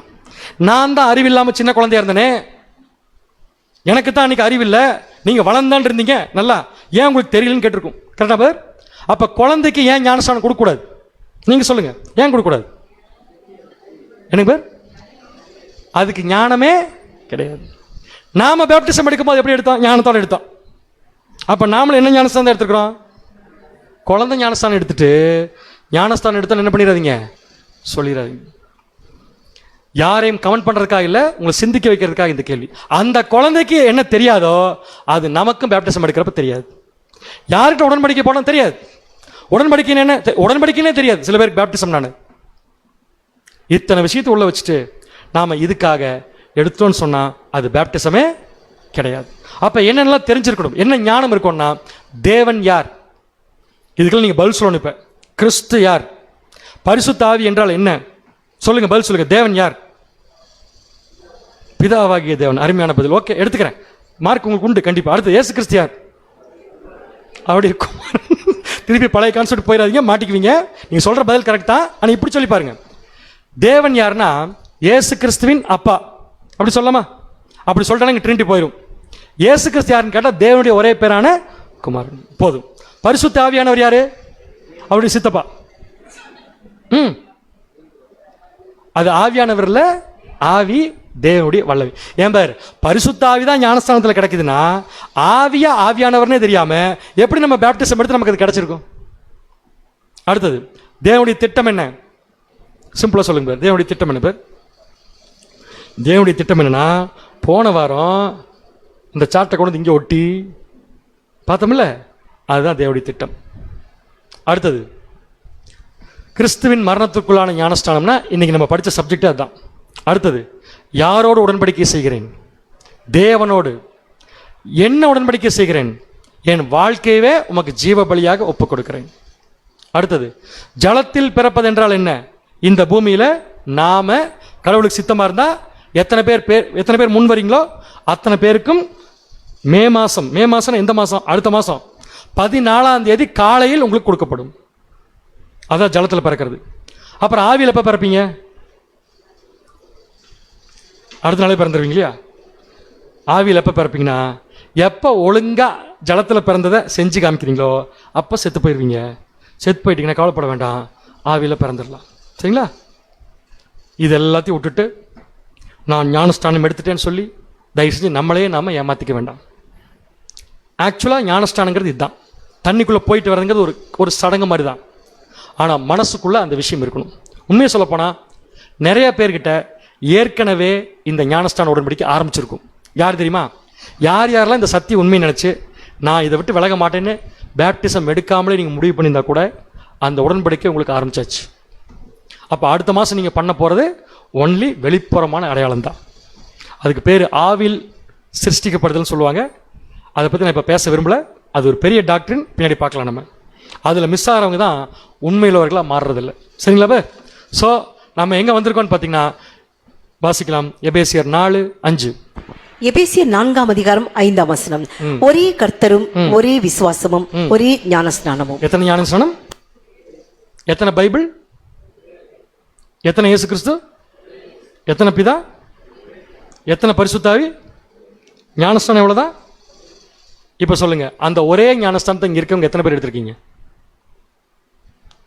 என்ன சொல்ல வரீங்க அப்படின்னு எனக்கு அந்த ஒரே ஞானஸ்தானத்தை இங்க இருக்க எத்தனை பேர் எடுத்திருக்கீங்கன்னு கேட்கிறேன். ஒருத்தருமே எடுக்கல. கரெக்டா நான் சொல்றது? அப்ப அந்த ஒரே ஞானஸ்தானம் எப்ப கொடுக்க போறோம் அப்படின்னா, அதுக்கு தான் உங்களுக்கு டேட் சொல்லியாச்சு. மே மாசம்.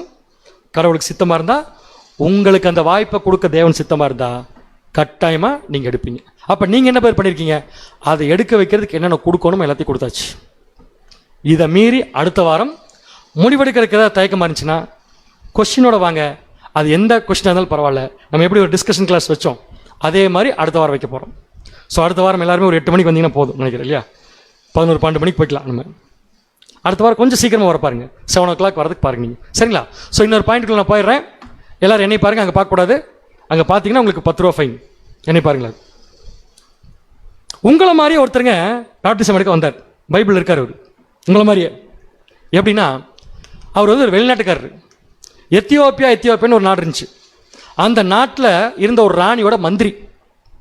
அவர் என்ன பண்ணுறாரு? எருசலேமுக்கு வரார். எருசலேம் எங்க இருக்குன்னா இஸ்ரேல் தேசத்தில் இருக்குது. வரார். எத்தியோப்பியாவிலிருந்து எருசலேமுக்கு வரார். எதுக்கு வராருன்னா, புக் ஷோ நடக்குதுங்க. புக் ஃபேர் நடக்குது. அந்த புக் ஷோக்கு வராரு. அங்கே வந்து ஒரு புக்கை வாங்கிட்டார்.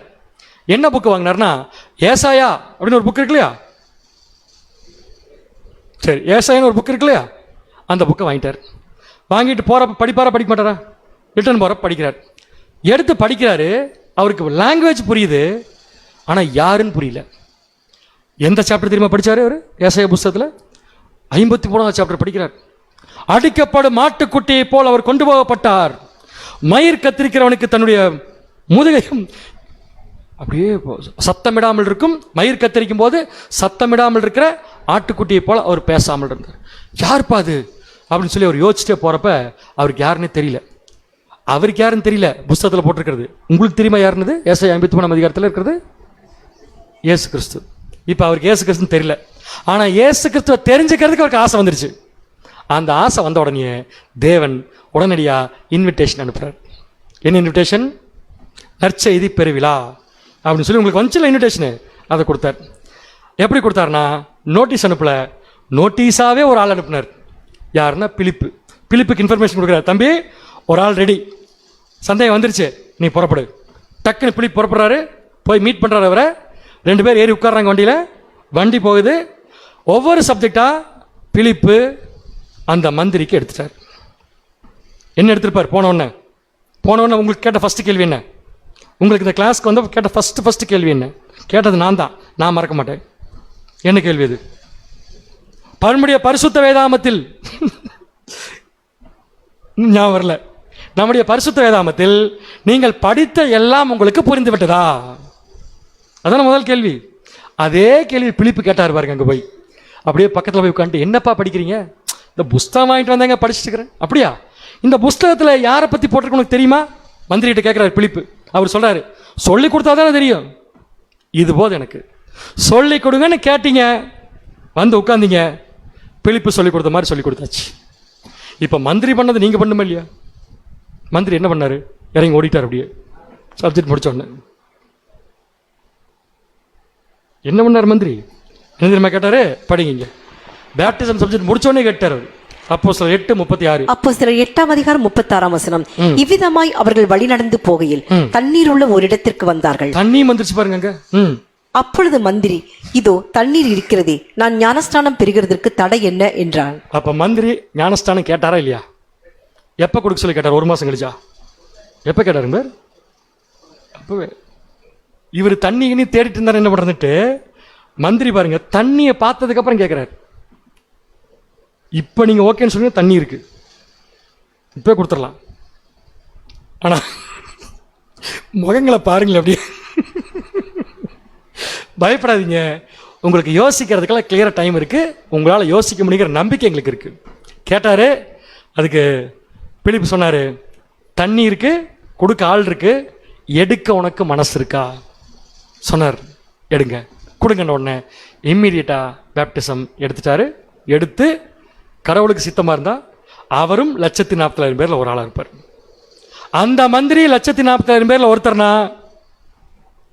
ஒரு புஸ்தகத்தை படிச்சவருக்கு பேப்டிசம் கொடுத்து பரலோகம் போறது உண்மைனா, பைபிள் இருக்கிற 66 புஸ்தகங்கள் உட்கார்ந்து சத்தியமா படிச்ச உங்க நிலைமை என்ன? இதே மந்திரி பிலிப்பு வந்து கேட்கும்போது, அது ஏன் புஸ்தகம், நான் படிப்பேன், உனக்கு என்ன கேட்டிருந்தாரா முடிஞ்சதுங்க. நீங்க அப்படி கேட்கல, சொல்லி கொடுங்கன்னு கேட்டீங்க. அங்க சொல்லி கொடுங்கன்னு கேட்டாரு, சொல்லி கொடுத்தாச்சு, பேப்டிசம் எடுத்தாச்சு. சொல்லி கொடுத்ததுக்கு அப்புறம், ஐயோ நான் கேட்கறதுக்கு மட்டும் தான் வந்தேன், பேப்டிசம்லாம் என்னால் எடுக்க முடியாது சொன்னீங்கன்னா நோ ப்ராப்ளம். பிலிப்பு என்ன பண்ணியிருப்பாரு? அடுத்த தேவன் எப்போ கூப்பிடுவாரோ அது வரைக்கும் வெயிட் பண்ணிட்டு இருப்பார். அவ்வளோதான். ஆனால் பிலிப்பு அந்த வேலையை தான் செய்வார். இப்போ பிலிப்பு யாரு? மந்திரி யாரு? பிலிப்பு இங்கே நின்று உங்களுக்கு எல்லா சகோதர சகோதரர்களும் பிலிப்பு தான் உங்களுக்கு. அப்போ மந்திரி யார் இன்னைக்கு?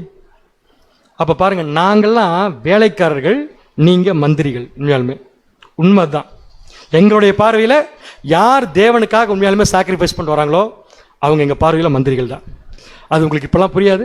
அதுக்கு தான் உங்களை ஏற்கனவே மெமோரியல் அன்னைக்கு வர சொன்னோம். அன்னைக்கு பார்த்த சில பேருக்கு புரிஞ்சிருக்கும். இனிமேலும் தேவன் யாருக்கு புரிய வைக்க சித்தமாக இருக்கார் அவங்களுக்கு புரியும். எங்களுடைய வேலை தேவன் எதிர்பார்த்தபடி ஒரு கிளாஸ் கூட கேன்சல் பண்ணாமல் மிஸ் பண்ணாமல் பண்ணிட்டோம். ஸோ இப்போ உங்களுக்குலாம் என்ன பயம் வரும்னா, நாமெல்லாம் நீங்கள் சப்ஜெக்ட் எடுக்கிற மாதிரிலாம் இருக்க முடியாது. நான் கேட்பேன், நல்லா உட்காந்து ரசிப்பேன். ஆனால் என்னால் நீங்கள் சொல்கிற மாதிரி வாழ முடியாதுன்னு யாராவது சொன்னீங்கன்னா, முதல்ல உங்களுக்கு ஒரு அட்வைஸ் என்னன்னா, முதல்ல நீங்கள் உங்களை நம்பாதீங்க. என்னைக்குமே நீங்கள் நம்பக்கூடாத ஆள் யார் தெரியுமா? நம்மளை தான். ஏன் தெரியுமா? நாம் எப்படி நம்மளை நம்புவோம்னா, உன்னால் முடியாது, பண்ண முடியாது, உனக்கு நீ அங்கே 1008 வேலை இருக்குது, உனக்கு பசங்க பிள்ளைகள்லாம் இருக்குது, நம்ம பாபிலோனில் சொந்தக்காரங்களாம் இருக்கிறாங்க, அதெல்லாம் விட்டுட்டு வர முடியாது, நீ உனக்கு சொத்தெல்லாம் போயிடும், இங்கே போனீங்கன்னா கஷ்டம் நிறையா, ஒரு பாடுங்கிறாங்க, வாழுன்னு சொன்னால் இவங்க சாவுங்கிறாங்க, இவங்க விட்டு பேசாமல் அப்படின்னு சொல்லும்போது நாம் நம்மளை நம்பினோம்னா கண்டிப்பாக சொல்கிறேன், இந்த ஓட்டத்தில் ஒரு ஸ்டெப் கூட எடுத்து வைக்க முடியாது. அப்போ இவ்வளோ சப்ஜெக்ட் கேட்டது நோ ப்ராப்ளம். நாளைக்கு உங்களுக்கு கடவுள் என்ன வாய்ப்பு கொடுக்குறாரு அன்றைக்கி அது பிரயோஜனமாகும். பட் உண்மையை சொல்லப்போனால் இன்றைக்கி தேவன் கொடுத்துருக்காரு, அது இன்னைக்கு தான், அது நாளைக்கு இல்லை, அது உண்மை. ஸோ நான் என்னை நம்ப வேண்டாம். அப்போ யாரை தான் நம்புறது? நான் என்னை நம்ப வேண்டாம்ல, யாரை நம்புறது? அப்போ வசனத்தையும் போட்டு கேள்வியும் கேட்குறேன் பார்த்தீங்களா? நீ வாசிங்க. பிலிப்பியர் 1:5. பிலிப்பியர் 1:5. உங்களில் நற்கிரியை தொடங்கினவர். உங்களில் நற்கிரியை, இந்த முதல் கிளாஸ் உங்களை கொண்டு வந்து உட்கார வச்சது யாருங்க? நான் தானே. இந்த வெள்ளை சட்டை போடுவர் தானே, ப்ளூ கலர் சட்டை போடுவர் தானே. யார் உட்கார வைக்கல? இயேசு கிறிஸ்து. அப்ப தொடங்கினவர் இயேசு கிறிஸ்துனா, அதை இயேசு கிறிஸ்துவின் நாள் பரியந்தம் முடிய நடத்தி வருவார் என்று நம்பி அவரை நம்புங்க, மற்றதெல்லாம் விட்டுருங்க. உண்மையை சொல்ல போனா இந்த உலகத்தில் நமக்கு 2 சுவிட்ச் தான் தெரியுமா? ஆன் ஆஃப், ஆன் ஆஃப், அவ்வளோதான். லைஃபே அவ்வளோதான், முடிஞ்சது. நல்லா வாழுவோங்கிற கனவுல வந்தோம், சுவிட்சுங்கிறீங்க. உண்மைதானே பேர்? இப்போ நீங்கள் ஆன்ல இருக்கீங்க, ஆஃப்ல இருக்கீங்களா? ஆன். ஒரு செகண்ட்ல இந்த சுவிட்ச் ஆஃப் பண்ண முடியும் தெரியுமா? லைட்டாக ஒரு பிளாக் வந்தால் முடிச்சது, அவ்வளோதான். அப்போ இன்டென்சிவ் கேர் யூனிட்டில் வரும் பாருங்க ஒரு எண்ணம், அஜ்ஜோ பேசாமல் என்ன எடுத்துருக்கலாம். அங்கே போய் யார் பேப்டிசம் கொடுப்பா? கொடுக்க மாட்டாங்க. அப்போ என்ன அர்த்தம் அப்படின்னா, வாழ்றதுன்னு முடிவு பண்ணிச்சு நிற்காது, நாளைக்கெல்லாம் கிடையவே கிடையாது. அப்போஸ்தலனாகிய பவுல் ஒரு வசனம், அருமையான வசனம், உங்களுக்கு மனப்பாடமாக தெரியும் அந்த வசனம், அதோடைய விளக்கத்தை பார்த்து முடிச்சிடலாம். வாசிங்க. இப்போ பிலிப்பியர் 1:20 வேண்டாம், 21 போயிடலாம். பிலிப்பியர் 1:21 கிறிஸ்து எனக்கு ஜீவன், சாவு எனக்கு ஆதாயம். இது அப்போஸ்தலனாகிய பவுலின் மனநிலைமை. கிறிஸ்து எனக்கு ஜீவன், சாவு எனக்கு ஆதாயம். இதுக்கு அர்த்தம் என்ன உண்மையாலுமே? ஆனால் எனக்கு மனப்பாடமாக தெரியும் இந்த வசனம். மீனிங் என்ன? பவுலுடைய மனநிலைமை இது. அந்த மனநிலைமை இருந்தனால தான் பவுல் முடிச்சாரு, நல்ல போராட்டத்தை போராடினேன், ஓட்டத்தை முடித்தேன். கிறிஸ்து எனக்கு ஜீவன், சாவு எனக்கு ஆதாயம். என்ன மீனிங் இதுக்கு? சாவுக்கு ரெடியா இருக்கேன்னு அர்த்தம். சூப்பர் பதில், அருமையான பதில். வேற ஏதாவது? அவர் என்ன சொல்றாருன்னா, ஜீவன் சாவு, அவ்வளவுதான். இப்ப நான் பேப்டிசம் எடுத்ததுக்கு அப்புறம், அவருடைய மனநிலைமை, பேப்டிசம் எடுத்ததுக்கு அப்புறம் இப்ப நான் உயிரோடு இருக்கிறதுக்கு யார் காரணம்? கிறிஸ்து. எப்படி சொல்லலாம்? என்னைக்கு பேப்டிசம் எடுத்தனோ நான் யாருக்குள்ள போயிட்டேன், அப்ப நான் உயிரோடு இருக்கிறதுக்கு யார் காரணம்? கிறிஸ்து. அப்ப உயிரோடு இருக்கும்போது கிறிஸ்து தான் எனக்கு ஜீவன். செத்து போயிட்டா, நம்ம செத்து போனா பல பேருக்கு ஆதாயம், நம்ம செத்து போறது நமக்கு ஆதாயமாமா. சொல்றாரு, உயிரோடு இருக்கிறப்ப கிறிஸ்து தான் எனக்கு ஜீவன், இப்ப மறிச்சிட்டேன்னா அதுக்கப்புறம் நான் குழிக்குள் இருக்க மாட்டேன், எங்க போயிடுவேன்? இப்ப சொல்லுங்க, இந்த மனுஷனோடு இருக்கணுமா கிறிஸ்துவோடு இருக்கணுமா? அப்ப இந்த பூமியில் இருக்கிறப்பையும் எனக்கு ஜீவன் கிறிஸ்து தான், நான் செத்ததுக்கு அப்புறம் ஜீவன் கிறிஸ்து இல்ல, கிறிஸ்துவோடையே இருப்பேன். அப்ப எனக்கு எது ஆதாயம்? செத்தா தான் ஆதாயம். இதுக்கு மட்டும் முடிவு பண்ணிட்டோன்னு வச்சுக்கோங்களேன், இந்த உலகத்துல வேற எந்த கவலையும் நமக்கு இருக்காது. இன்ஃபேக்ட் சொல்ல போனா ஒரு நல்ல குடும்ப வாழ்க்கையை தேவன் கண்டிப்பா நமக்கு ஏற்படுத்தி தருவார். நம்ம நினைக்கிறத விட பியூட்டிஃபுல்லா தேவன் பிளான் பண்ணுவார். சரிங்களா? ஸோ இதெல்லாம் எப்பன்னு கேட்டீங்கன்னா, ஒன்லி ஆஃப்டர் பேப்டிசம். இது இல்லாம தேவன் இந்த வாய்ப்பை நமக்கு தரப்போறது இல்லை. ஸோ கடைசி கட்டத்தை நெருங்கி கொண்டிருக்க நாம் அநேக கேள்விகளுக்கு பதில் சொல்ல வேண்டி இருப்பதால், அடுத்த வாரம் செவ்வாய்க்கிழமை என்று நாம் அனைவரும் மாலை கம்ப்ளீட் பண்ணுங்க. 7 மணிக்கு வெயிட் பண்ணலாமா? 7 மணிக்கு ஆரம்பிச்சிடலாம். அன்னைக்கு ஒரு 2 hours நம்ம டைம் எடுத்துக்கலாம். உங்க கேள்விகள் எல்லாம் எதா இருந்தாலும் பரவாயில்ல, கேட்டா கோச்சுக்குவாங்க. நோ, யாரு கேட்டா கோச்சுக்க மாட்டோம், கேட்டா சந்தோஷம் தான் படுவோம். எழுதி வச்சுட்டு வாங்க, மறந்துடாதீங்க. இன்னைக்கு வராதவங்களுக்கு சேர்த்து சொல்லிடுறோம், குரூப்லையும் போட்டுடுறோம். தயாரா வாங்க. அடுத்த வாரம் நாம் இந்த வகுப்பை முடிக்க போகிறோம். சந்தோஷம், அப்பாடா அப்படின்னு மட்டும் நினைச்சிடாதீங்க. அடுத்த வாரம் கொஸ்டின்ஸ் எல்லாம் முடிச்சதுக்கப்புறம் இன்னொரு 4-5 வாரங்கள் சில விஷயங்களுக்கு சொல்ல வேண்டியது இருக்குது. அந்த கிளாஸ் எடுக்கப்படும். அது எடுத்ததுக்கப்புறம் பேப்டிஸ்டுக்கு தயாரானவங்களுக்கு பேப்டிசம் கொடுக்கப்படும். பேப்டிசம் எடுக்காட்டி கூட நான் அடுத்த வாரம் சில விஷயங்கள் சொல்கிறேன் உங்களுக்கு, அதையும் நீங்கள் ஃபாலோ பண்ணலாம், தப்பே இல்லை. ஆனால் ஒரு விஷயம், பிலிப்புடைய வேலையை பிலிப்பு செஞ்சு முடிச்சிச்சு. எத்தியோப்பியா நாட்டு மந்திரி செய்ய வேண்டிய வேலையை எத்தியோப்பியா நாட்டு மந்திரி செய்யணும். தேவன் செய்த வேலையை தேவன் செஞ்சு முடிச்சிட்டார். கிறிஸ்து செய்ய வேண்டிய வேலையை கிறிஸ்து செஞ்சு முடிச்சிட்டார். ஸோ வேலை முடிஞ்சுது. இனி நம்ம கரங்களில் தான் எல்லாமே இருக்குது. அந்த எல்லா விஷயத்தையும் உங்கள் கரங்களை ஒப்படைச்சாச்சு. அடுத்த வாரம் கேள்வி பதில் நிகழ்ச்சியோடு சந்திக்கலாம். பொறுமையோடு கேட்ட அனைவரையும் தேவன் ஆசீர்வதித்து வழிநடத்துவாராக. ஆமென்.